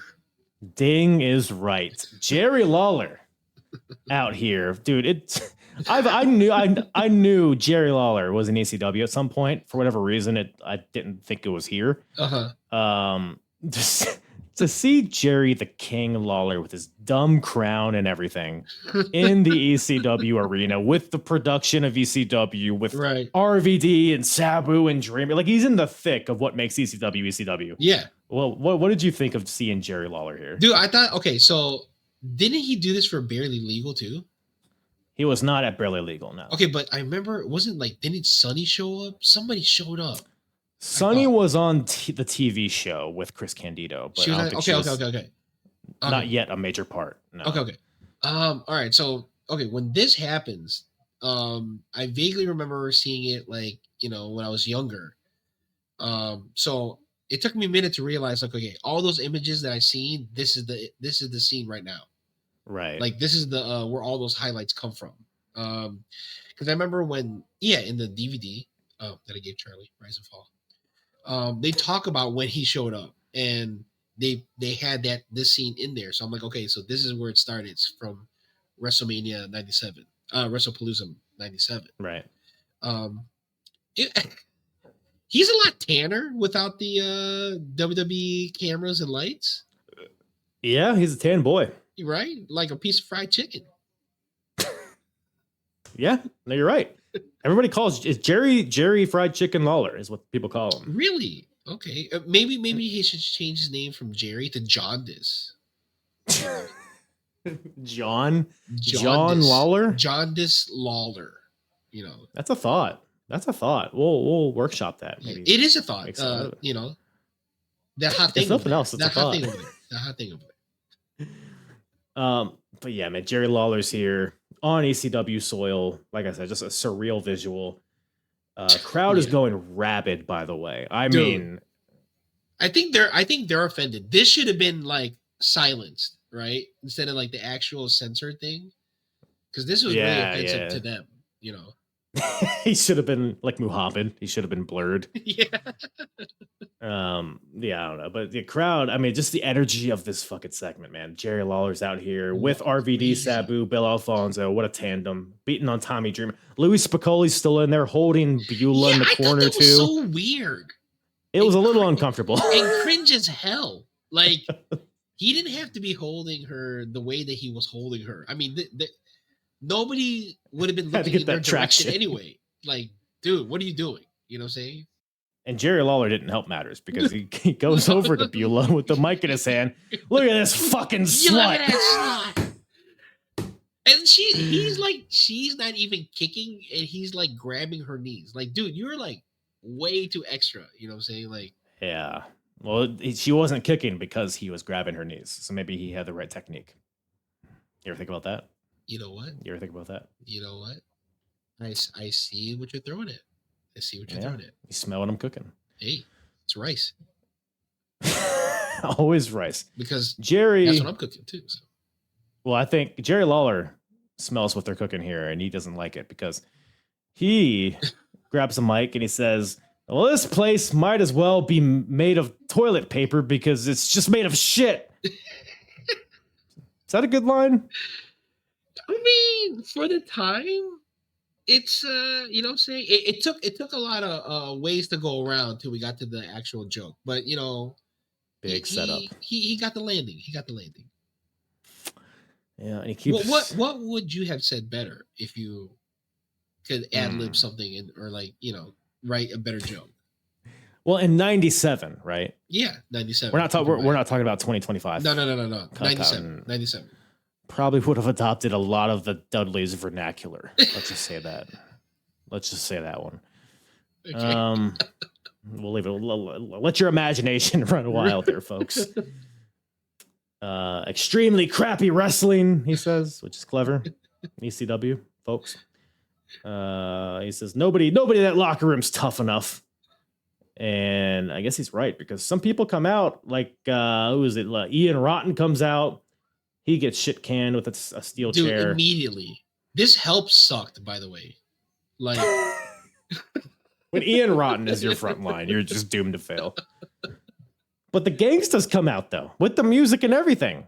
The trash can, I'm like, oh, they're here to save the day, but they don't. Dude, they just And I'm like, yo, that's New Jack, and he got fucked up. How's that possible? Like a jamoke, man. Literally. He didn't like, going down for Jerry Lawler. Yeah, no. I have a feeling he wasn't too happy about that. I think that was real. Yeah, he wasn't a part of the segment. He wasn't part of the segment, but they're like, okay, play his music. Who knows? It's a Wild West over there. But as Sandman comes out, I was like, oh, it's fucking Sandman. Right. He's got to save the day. He gets in the ring, And he cracks open a beer and starts chugging. He stops looking at them, so he gets distracted. You fucking asshole. And then Sabu, of course, double legs him because he's not looking at him, and then he just takes care of him like that. So, just drunkard, Sandman. But then, because by the way, after every one of these guys gets like taken out, the chance of we want Taz just keep amplifying. Yeah. And eventually, War Machine hits the speakers, and Taz comes out. Black towel over his head. Yeah. Singlet, wet, and gets in there, just gets in the ring, doesn't even do anything, but everybody runs away. So they presented Taz like a monster here, and I think that it was an effective way to do that. So yes.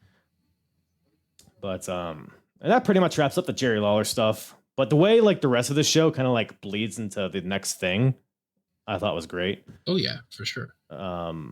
We're not quite, because Taz grabs the mic. He's like, "Hey, Jerry Lawler, suck my cock." Yeah. Which, that's a good impression. "Hey, Lawler, brother." He was big into brother back in this time. As was everybody, but I guess, man. By the way, fucking Shane Douglas is still like in the in the private suite. Yeah, he's just in the skies somewhere. You just hear his voice from above. "Hey, Taz, calm the fuck down. You ran him off." And then Taz is like, "Hey, don't you fucking interrupt me. Why don't you go fuck that rat of yours?" Which, I mean, I don't know. The excessive cursing, like, it can be like kind of cringe in a way, but for whatever reason, I feel like it worked here. It just made it feel so raw. I mean, this is how guys talk to each other when they're about to fight each other. Yeah, I feel like. They do.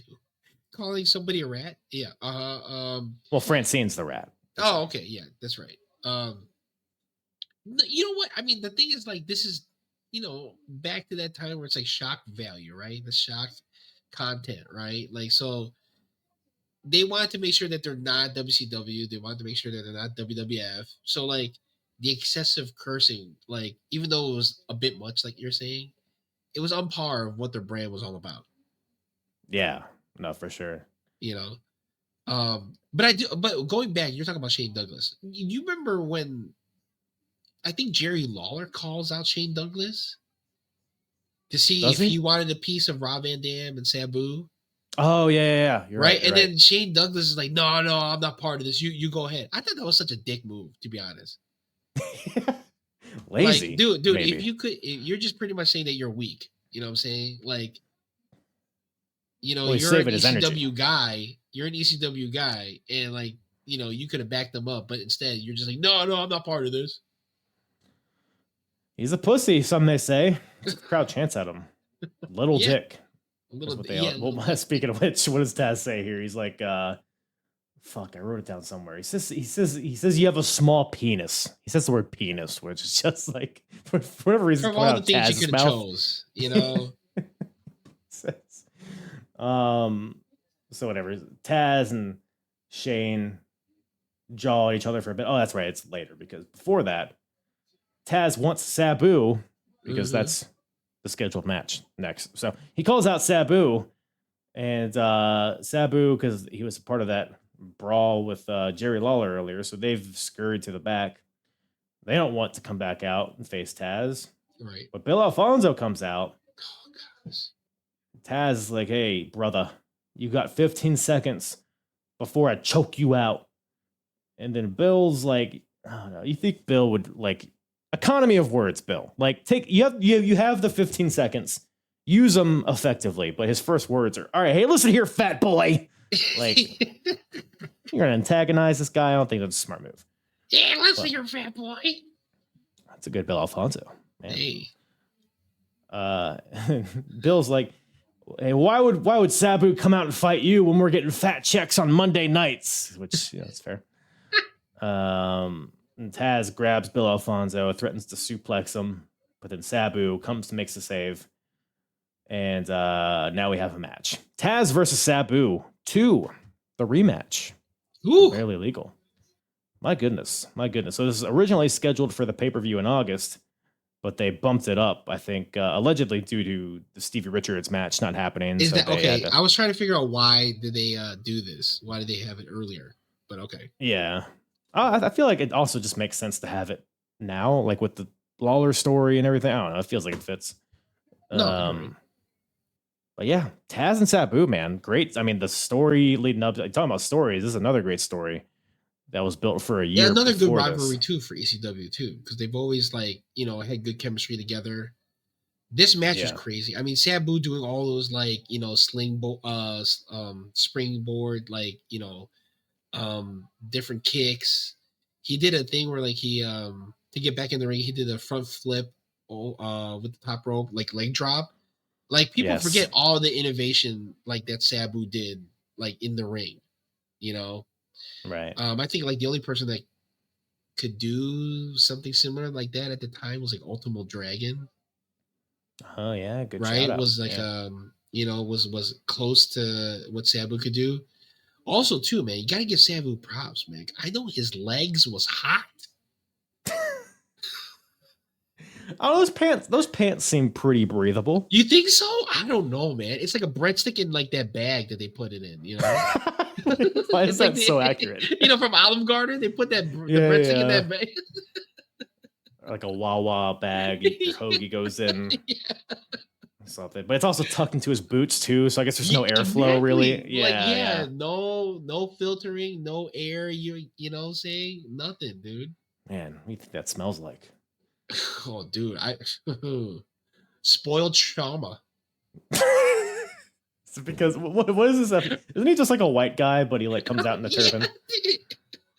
Hold on, let me verify this. He could have some of that in his blood. I was gonna say because it probably smells like curry in there or something, but I didn't know if that'd be insensitive. But if he's just a white guy, I think that's shut up.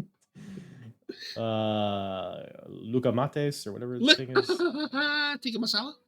Yeah, I think he's just a white guy. I think we're good. Really? We're good. What's his name? Terrence Brunk is his name. Oh, come on. We're fine. Guess how old Sabu is today? Okay, 60. Okay, you looked this up, didn't you? Asshole. Is he really? He's 60. I would have guessed older for some reason. I thought it was gonna be like 66 or something like that. No. Okay. I tell you, since you did say I was looking up something, I was looking up something just to confirm what I'm about to say.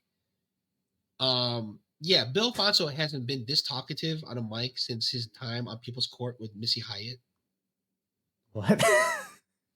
Was that a thing? Yes. So there's an episode of People's Court where I think Missy Hyatt is suing Bill Alfonso for some shit. When I'll send you the link, but we have to talk about that sometime later on. Yeah. That'll be a whole episode in itself. Come on. We got a lot of content. Well, speaking of deep dive analysis, I want to get your thoughts on Taz and this maneuver he did called the red hook ringer. I think I know. Yes! I know we were going to talk about this. How did I know we were going to talk about this? So dude, look, just the anatomy. So you got Sabu's ankles. Is this not the Wingstop logo right here?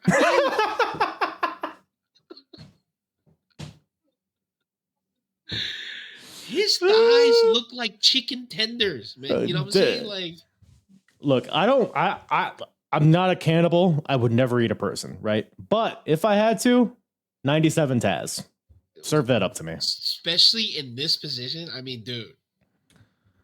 I mean, impressive. That's my only word here. I know earlier they were talking about a lot of dicks and penises. Here's one right here, At least one, right? I mean, this thing's got a cleavage. Dude, this thing is like, it's like a lightsaber. Like, it just wants to extend, Right.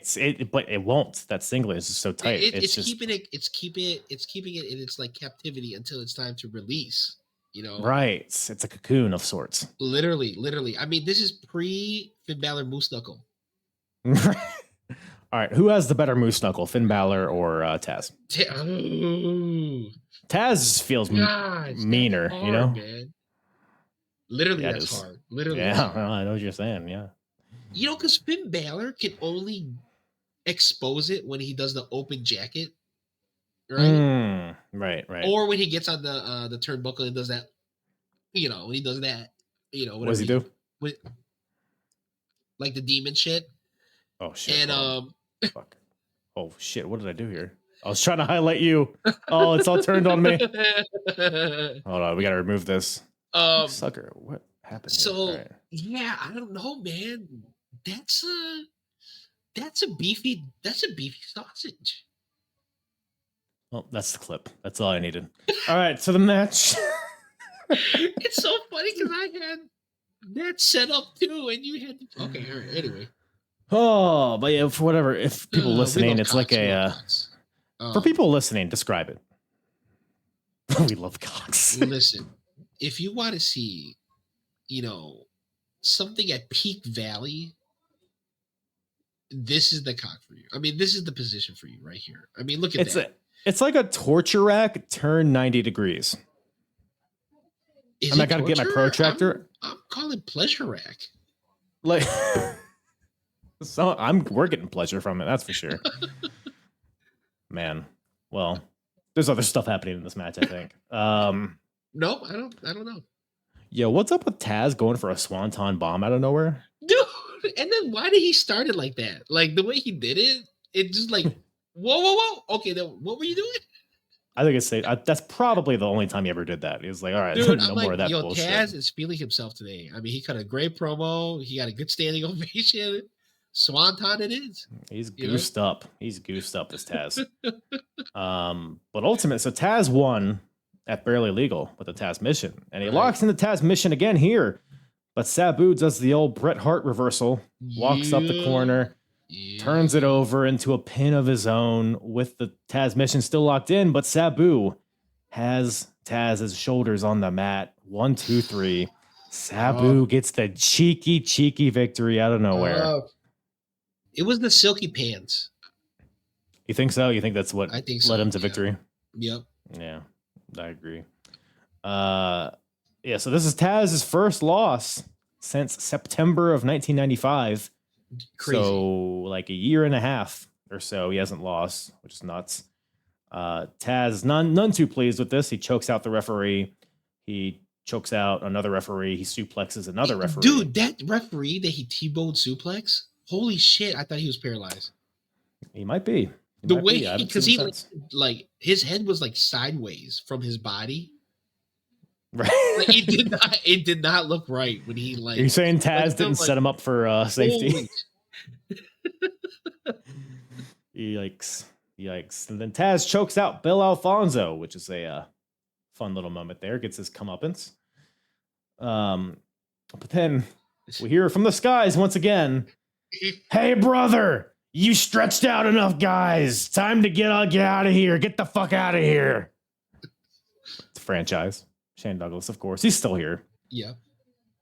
Taz is like, well. This is where he says it. He says, well, for such an intelligent man with a little penis, you don't seem to pay attention, do you?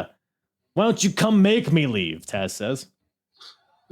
Shane Douglas says, well, what do I get out of it coming down there and getting in there? And Taz is like, hey, brother, I can make you tap out in 5 minutes. And then Shane's like, I'll put my title on the line if you can make me tap out in 5 minutes. And then Shane's like, we need to sweeten the pot a little bit. This whole fucking segment lasts forever, by the way. Let's make a deal. This is ECW, let's make a deal. And it's so, it's so like, it's like, okay, it's just so dumb, right? Because it's like, okay, Taz initiates it, right? And Shane Douglas, again, being like a dick, like, doesn't want to conform to doing it, but then he's like, let's sweeten the pot, And then he keeps repeating everything that Taz is saying as if like the fans are dumb, Yeah. It's like, what more explanation is there, Exactly. Yeah, they were really reiterating everything. Like this segment lasted probably like 6 minutes and it could have been 2. Right. Exactly. Taz is like, Shane's like, all right, if I get in there, I'll put my title on the line. And if you can't make me tap out in 5 minutes, then you have to take a 30-day suspension. And Taz is like, brother, how about 60 days? Like, you're stupid. This guy does not know how to negotiate. Exactly. You're dumb. Shane's like, your family better have a savings account because your family's about to fucking starve. He That's very mean. obviously doesn't know what EBT is. I guess not. Taz probably does though. Taz says, well, if you're so fond of this number, and he holds up 3 because of the triple threat, Right, Shane right. Douglas, Chris Candido, Bam Bam Bigelow, the faction that's been established. Uh-huh. Since you're so fond of this number, how about this? 3 minutes, I'll make you tap out, brother. And then Shane's like, you got a fucking deal. And then he comes to the ring. Which, it was goofy and dumb, but part of me was like, oh, this is kind of fun to see these guys shit talk each other. It just felt so raw in the moment. For the TV title, yep. And so now we have a match for the TV title, like you mentioned, Shane Douglas versus Taz. And if I guess there's a 3-minute time limit. So if Taz can't make him tap out within 3 minutes, I guess Shane wins, Right. retains the title, and Taz has to take a 60-day suspension. And obviously Taz, if he wins, he gets the TV title. I mean, Shane, he has the advantage in the beginning with some, he's attacking the neck of Taz, taking advantage of his previously injured neck. And about a minute and a half in, Taz locks in the Taz mission. Shane fights out of it, but then he finds himself back into it at some point, maybe like 2 minutes in, and taps out. Like in 2 minutes, I think, around that, as Juss dies. He's very distraught. You see, he was very emotional seeing the Dougler lose his TV title. So he's over there passing away as we speak. So No, I drank some water. It's like went through the wrong tunnel. No, but you know, they've had better matches, and I understand that this is a TV title and it's like early in their little rivalry. Mm-hmm. But I was trying to think, maybe I have to like watch like a couple of ECWs after this. Like, what was the point of this? Well, Taz had to take a loss, so therefore he had to kill all the referees and then win a title to make up for it. I think is what I gathered. I guess, and I guess this what starts like Shane Douglas getting to the world title area. Yeah. Okay. I think that's what it is. I think Shane's moving on, and Taz has not. I don't think he's ever been a champion in ECW up to this point. Maybe I think tag team champion, maybe at some point. I think him and Sabu were tag team champions. This one he was like the Tasmaniac. Well, maybe. Oh, maybe. You mean you're talking about like early, right? Yeah. Maybe, but I thought they were definitely tag team champions later on. As they say, it's Googleable. Let's see here. Championship history. Bang, bang, boom. ECW. World champion. TV champion. Okay. Oh, he was tag team champion with Kevin Sullivan. Interesting. Twice with Kevin Sullivan, once with Sabu. So yes, he was tag team champion with Sabu. That makes sense. All right. I think at this point, those are his only titles in ECW. So it was his first time holding the singles title here. And again, so we got Ravens out of here. Now we got Taz as a champion. Mm-hmm. Douglas is going for the world. So we're entering a new era here, and that's just solidifying that here. But the crowd seemed to like it. It was fun for what it was. No, Taz and Shane Douglas, I always like watching them wrestle. And yeah, Taz as a character in ECW was just so great to watch, right? Sick, yeah. Everything was just like a big match, like violence too. Mm-hmm. Every move that he put on somebody looked like he was going to kill them, you know? It could end at any moment. He had that kind of like Goldberg kind of volatility to his matches, which... Oh, yeah. And I also like the entrance music. That's the other thing I liked about like this link that you gave me. Yes. Is that it has all the original like musics that they came out to. And this is like the ECW like music I remember. Game changer. I spent a lot of time just watching the Peacock versions of these shows, and it doesn't give you the same feel. Dude, it's crazy how important that is, man. It's yeah, but good stuff there. New TV champion in the Tasmaniac. And, I will say too, like before we get to our next match, out of all the promotions, ECW puts their TV championship like at a very high level. Yeah. You know, it's almost like their Intercontinental Championship. almost. Yeah, the way ECW treats their titles is interesting because almost like the world title is almost never the main event. No. Like, oh no. Yeah. I mean, look at this pay-per-view. It's like the third match. yeah, and like we got the tag titles in the main event here, and it's like a very common thing, like in the Public Enemy era. Oh, like yeah, they were yeah, always yeah, the main you're event right. for whatever reason. So it's almost like they held the tag team titles in higher regard Mm-hmm. than the world title. Even in the TV title too, it's always been a big deal, especially with Shane Douglas as champion. So Right.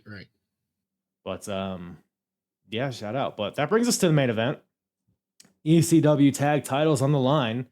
The number one contenders from earlier, the Dudley Boys, are challenging the champions, the Eliminators. Woo. John Cronus, Perry Saturn. You a big Eliminators guy? Oh yeah, dude. Especially their finisher. I love that finisher that they got. What's that called again?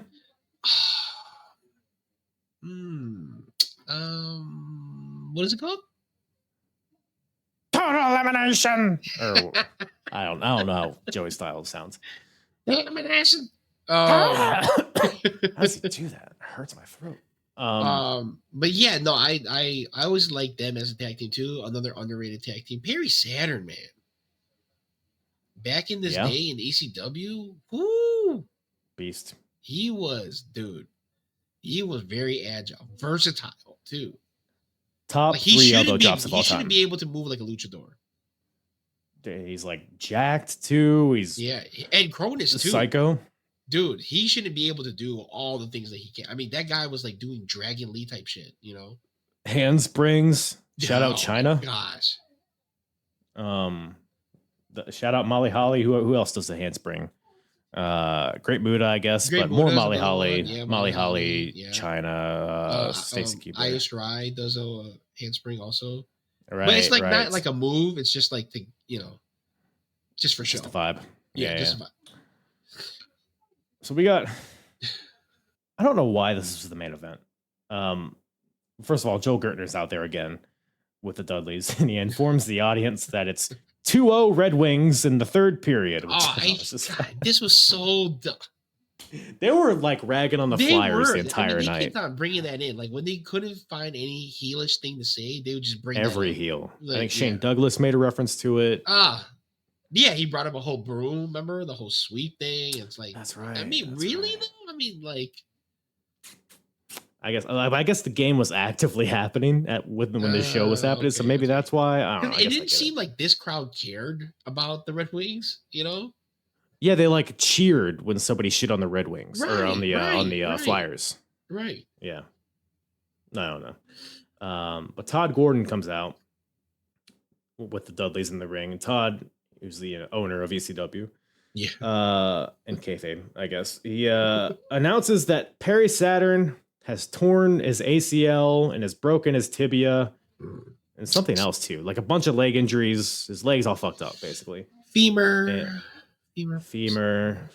Shout out femur. Yeah. Says that Perry's gonna have surgery and he'll likely be out for at least a year. So he asks the Eliminators to come out and forfeit the titles. Which, if you knew this going into the show, why is this the main event? Why is this match even happening? Why wouldn't that earlier tag team match been for the titles? Right. Well, they probably thought that they were going to do the whole Varsity Blues, take steroids before going out there. And Perry Saturn, just like James Vanderbeek in that movie, was like, I'm not going to do that. Yeah, no, I mean, he did something because Saturn comes out and he's like, or Saturn and Cronus they come out with their titles. Saturn, of course, has this big ass brace on his whole leg, basically. Crutches. I don't even know how he got in the ring. Like he had to like really contort his body to get in the ring with that stiff leg. Saturn says, "Hey, it's ECW tradition for the champions to lose the titles by getting beat in the ring." And then Todd's like, "Hey, bud, your fucking leg's broken and you can't wrestle." He's like, "All right, yeah, good point." But the Cronus is like, "I'm going to wrestle myself. So it's going to be a handicap match." I'm going to do it. Which, like, I don't know, man. I guess I get it. They don't want to just forfeit the titles. They want to lose and defeat, but whatever. And Bubba's like, because they thought they were just going to get handed the title. So Right. Bubba's pissed. I think he even says to Todd Gordon, and I quote, "Do your fucking job, you little bald fuck." Which is not very nice. You can't talk to that. Come on, talk like that to me. he's bald. You can't help it. Yeah, and then Todd's like, "Oh yeah, well, let's ring the bell." Perry's still in the ring, by the way. It's like they didn't wait for him to get out of the ring. So the match is underway. It's a handicap match for the tag team titles. Dudley's versus Cronus. Of course, the numbers game. Dudley's beat on Cronus. Yeah. As if that's not enough of an advantage. Like Cronus starts to fight back, and then Big Dick gets in there and choke slams him. So they're like, I don't know. Can't beat one guy with two. You have to use all of your doodlies.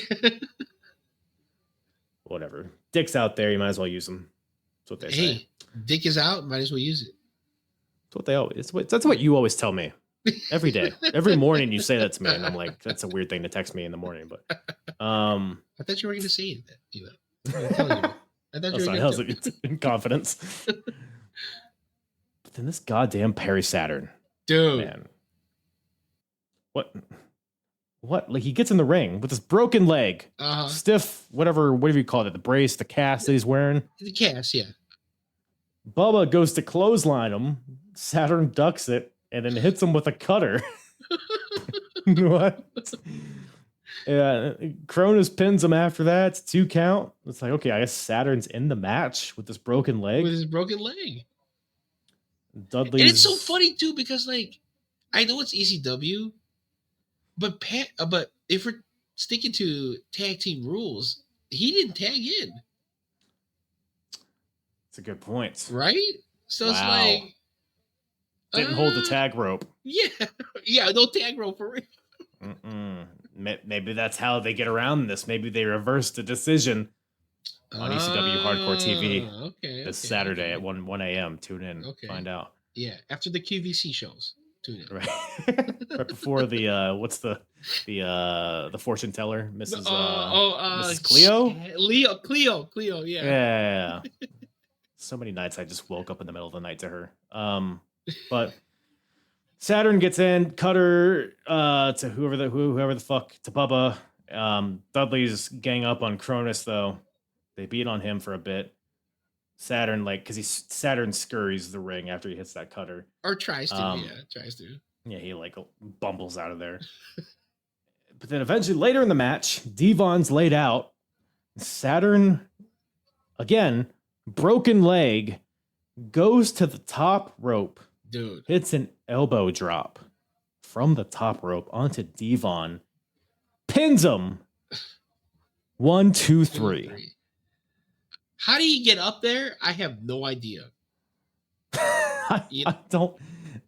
I guess as far as moves go, I guess. And honestly, he flew. Like for somebody on one leg. Yeah. You know? A great elbow drop, this Perry Saturn. Dude, so. that's what I'm saying. Like, none of that should even work. You know? Even if you're faking it with the cast. Right. Tough to get up there and to fly off like he did. Yeah, it's amazing. Dude, crazy, man. Shout out to Perry Saturn. But the Eliminators retained the titles, but Perry Saturn's leg's still fucking broken. What are we doing? See, why Perry Saturn should have ran with that. You know what I'm saying? I'm a tag team champion with a broken freaking leg. That's what he should have done when he came up with the Radicals, right? Instead of Moppy. Instead of the Moppy. Broken freaking leg. What could have been? What could have been? But yeah, weird. I don't know where they go from here. I don't know why they wouldn't just have this in the middle of the show somewhere. Yeah, they should have switched it. Like the whole Taz thing, that should have been the main event. Oh yeah, for sure. You know? How do you? And this should have came after Raven and Tommy Dreamer. Yeah. Right. No, I don't mind that. Although the aftermath of the Raven. Oh yeah, because then you got that whole. Then this should have came after Terry Funk. Then I think this should have been before Raven Dreamer. So yeah, after Terry Funk, Candido. Yeah, after Pitbulls and and FBI. It should have been maybe just a part of that match. Yeah, that's true. Maybe the FBI should have main evented, I think is what we're saying. With Pitbulls? Maybe. That's how you send the crowd home happy, I think. think. But yeah, I'm interested to see where they go with this. Like, do the Eliminators just keep defending the titles with one leg? We'll see. Who knows? But well, that brings ECW Wrestlepalooza 1997 to a close. So are you sticking with 7.5 out of 10? You know what? I mean, you can. You're allowed to. I think I'm gonna raise it. 7.7. Ooh, come on now. 0.2 Jones over here. And the 0.7 goes to the simple fact that you and I were both thinking of Taz's crotch. Both thinking of this? There you go. Is this what you're referring to? Look at that. I feel like I'm getting we have the meat. Survive if your jaw lets you. Seamless.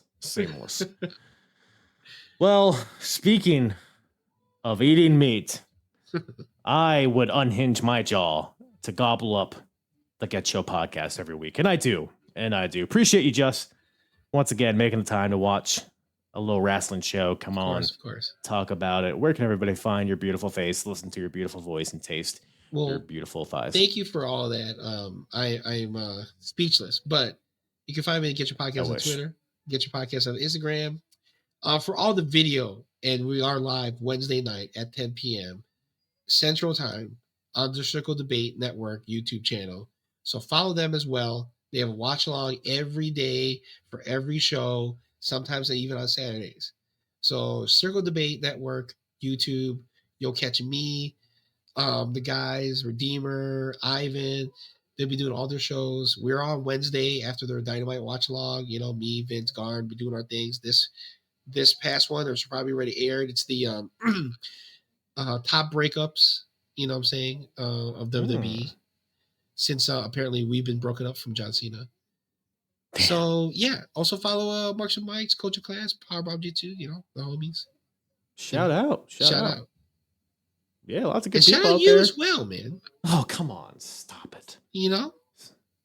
I mean, this is the last episode of the Apron Bump, so I might as well get the flowers.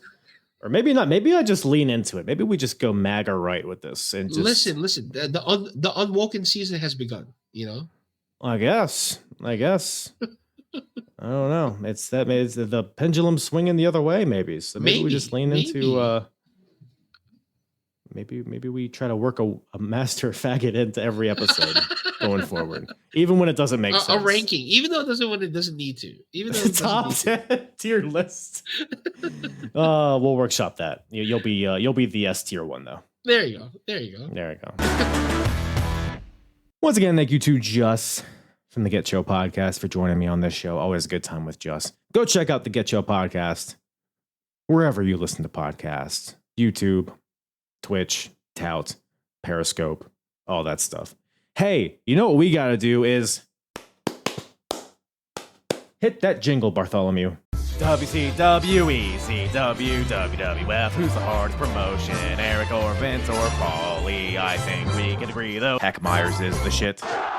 Alrighty then. The hardest promotion battle of 1997 continues. WWF versus WCW versus ECW. We got a lot going on here. We got the overall scoreboard here. If you're watching on YouTube, you can watch through this visually, but if you're listening on audio, I'll walk you through it as well. Basically, we got this overall scoreboard. We look at the overall like best pay-per-views, TV, in-ring, out-of-ring. And then we got two more sections. We got one section labeled the best, and then another section labeled the worst. Each of those sections have a match, wrestler, character / storyline, and segment. So we look at the best and the worst. At this point in time in 1997, I always forget to look up the fucking date of these shows. As of June 8th, 1997, right? June 8th? Am I right? Fuck! That's unnecessary. As of June 6th? Wait. Conflicting dates here, whatever. As of early June 1997. So we're not taking into account anything that happens after that. We're not taking into account things that happen later in the year. We're just as if we were watching live in real time. We're gonna look at this. So the first thing is a lot to get into. Overall, WCW is in the lead with 34 points. ECW is in second with 15 points. WWF in last with 9 points. But we can see major swings here. We'll get into what exactly the points are and what dictates them. But first things first, we got to grade this show because that'll feed into one of the criteria of highest average pay-per-view grade or super show grade. You know what I mean. Wrestlepalooza from a scale of 0 to 100. What are we thinking? I think it's a good show. I think it's one of the highest of the year. I think it's the highest ECW show of the year. So let's just put that into account. So barely legal got a 76. CyberSlam got a 70. Crossing the Line Again got a 72. 76. Is it higher than? I think it's higher than 76. I'm thinking maybe 80. Maybe even higher than that. I think like 82, dude. Like, it's a good show. Like, it's ECW at its most raw form. It's not a perfect show, but I think that ending, like, back half is just great shit, dude. Like, the first half is kind of whatever. Nothing really bad, though. I mean, I don't know, 81. Is that more fair? I think 82 works, dude. I really enjoyed watching this show. It made me feel things, dude. Right in my undercarriage. All right, and that, as of right now, is the best show of either company throughout the year so far. But what matters is the highest average grade. And this puts ECW, I believe they were already in the lead, but this extends the lead. ECW has an average grade of 75, WCW 72.2, WWF has a 63. So we go back to the overall scoreboard. Like I said, ECW maintains this criteria, so they maintain those 15 points. So now we move on to best TV, just in general, best TV product. We are tracking WCW as the best currently. You know, I don't know, man. WCW is slipping a little bit as far as I'm concerned. It is just a lot of squash matches right now with some NWO stuff happening in the background, which it was working, from a ratings perspective, it was working. WWF. Does WWF slide in here? I don't know. Not WWF doesn't have a lot of great stuff. Like the Bret and Austin stuff is great. Shawn Michaels stuff is good. I don't know. Now ECW, it's a weird one because hardcore TV is such a weird, like, it's like clips from not non-televised. It's like clips from like the non-super shows. So it's kind of like parsed together in a weird way. And there's some good promos in there. But is it enough to make it the best TV product right now? Ultimately, I think WCW on average still has the best. By a smidge. So WCW holds on to those 15 points. Now we look at the best in-ring product among these companies. Who has the best in-ring, bell-to-bell stuff?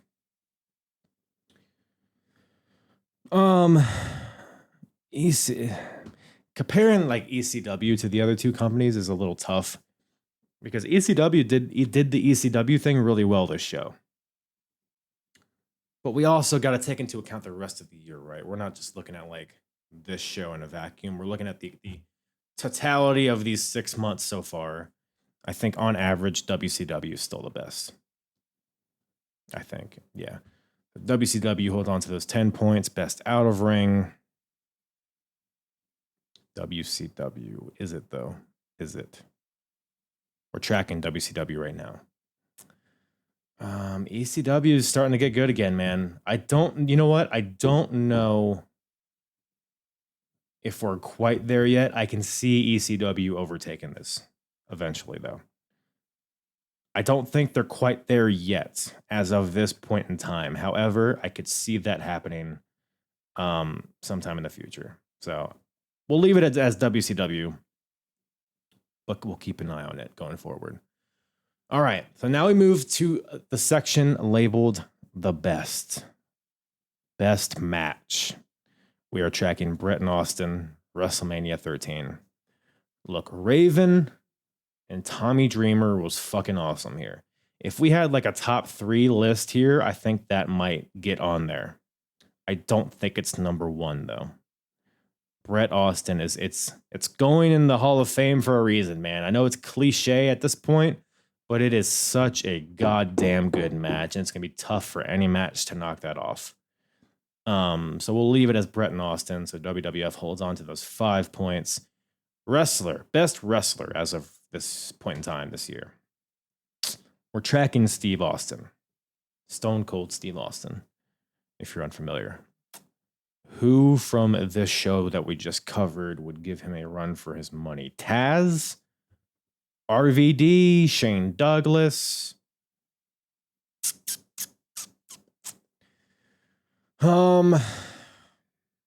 I think Stone Cold still holds on to this. He's gonna because he's had good matches and he's a great character that's exploding at this point. It's gonna be another one that's gonna be hard to beat. I think DDP is the only one that could hold a candle to him at this point, though. Taz is in the mix too. I don't think he's quite there though. So I think WWF holds on to this with Stone Cold. Best character / storyline. We're tracking the Hart Foundation. This. Actually, let me skip that one I'll come right back to that. We're going to go to best segment because I think this might kind of tie in. Best segment of the year, we're tracking Diamond Cutter to Scott Hall on WCW Nitro. That is no more. No more. It is now, this 5 points goes from WCW to ECW. Best segment of the year, Jerry Lawler. I'll just put Jerry Lawler Wrestlepalooza, and we'll all know what that means. The Jerry Lawler segment from this show, man, I can't overstate how wild that was. How well executed it was. The crowd was so into it. It worked, man. It was just so good. And it kicked off. I don't know if it kicked off, but it like facilitated. It gave new life to like RVD and Sabu and Bill Alfonso, like that whole regime. Adding Jerry Lawler to the mix. I mean, RVD is like public enemy number 1. And Sabu's, he plays his role well. Bill Alfonso's, like this whole thing that's going on. Now, is that better as a character / storyline? Because we've already solidified segment and character are different criteria here. The segment of Jerry Lawler showing up, we've solidified that is the best so far. But as a character / storyline, is this whole Jerry Lawler, RVD, Tommy Dreamer, whatever the hell, is this better than what the Hart Foundation is doing right now? Or is it better than what the NWO? I think it's better than the NWO right now. But is it better than what the Hart Foundation is? You know what? I think it might be, dude. I think it might be. Is it though? Man, shit. Also, like the Taz and Shane Douglas stuff is pretty sick too. You could just throw Taz in here as the best character. I honestly, because that kind of feeds into the RVD stuff too. Do we just replace this with Taz? You know what? I think we do. Because mind you, the Hart Foundation as a faction haven't done a lot of stuff in ring. They've had some promos, but that's pretty much it. So we're going to change this to Taz as well, man. Or it's going to be ECW as well. So they take those 5 points away from WWF. And all of a sudden, ECW is creeping up. Not quite in the lead yet, but they're creeping up. WCW has 29, ECW has 25. And WWF with 4. So now we move on to the worst. section. The worst match of the year, Undertaker versus Sid, WrestleMania 13. Yep, that stays. Worst wrestler of the year, Prince Iaukea. Yeah, no one on this show would overtake that, in my opinion. So Prince can stay. Worst character / storyline, Hockey Talk Man, Billy Gunn, Double J. Yeah, that stays as well. Worst segment, Miss NWO. Yep, that stays. I think that's all pretty cut and dry. Like I said, this show that we just covered, there wasn't a lot of bad on it, and not nearly bad enough to be considered the worst of the year. So with that about does it. That's where we stand after Wrestlepalooza. The score as it stands. Like I mentioned, WCW in the lead still with 29, but that lead has been cut down. ECW is in second with 25, only trailing by 4. Speaking of 4, those are all the points WWF has. So still got half a year left. I think maybe even more than half a year in terms of like amount of shows. So a lot can change, but that's where we stand as of this moment in time. And that is that. Take a look at this. Do you disagree? Do you agree? Leave a comment on, if you're watching on YouTube or on Spotify, you can leave comments on Spotify or join the Discord. Let's talk about it. Is there something I'm omitting? Is there something I'm overlooking? Is there something that I'm over focused on? Maybe. Who knows? Let me know. Holla at me. Holler if you hear me, as they say. But wow, I think that's about all Daddy has for you guys today. Appreciate you guys tuning in, listening, watching, tasting, and all of that stuff. Like, rate, review, poke, prod, bite, slurp. Do all those things to support the podcast. But I appreciate all you do regardless. So with that, I'll love you. I'll leave you. Y'all have a blessed day. Mwah.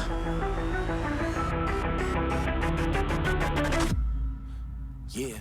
I'm hard. The hardest, talk around and disregard it. Strip you off the ground, show you what hard is. Standing strong and proud, nothing can knock it. Let's get it started.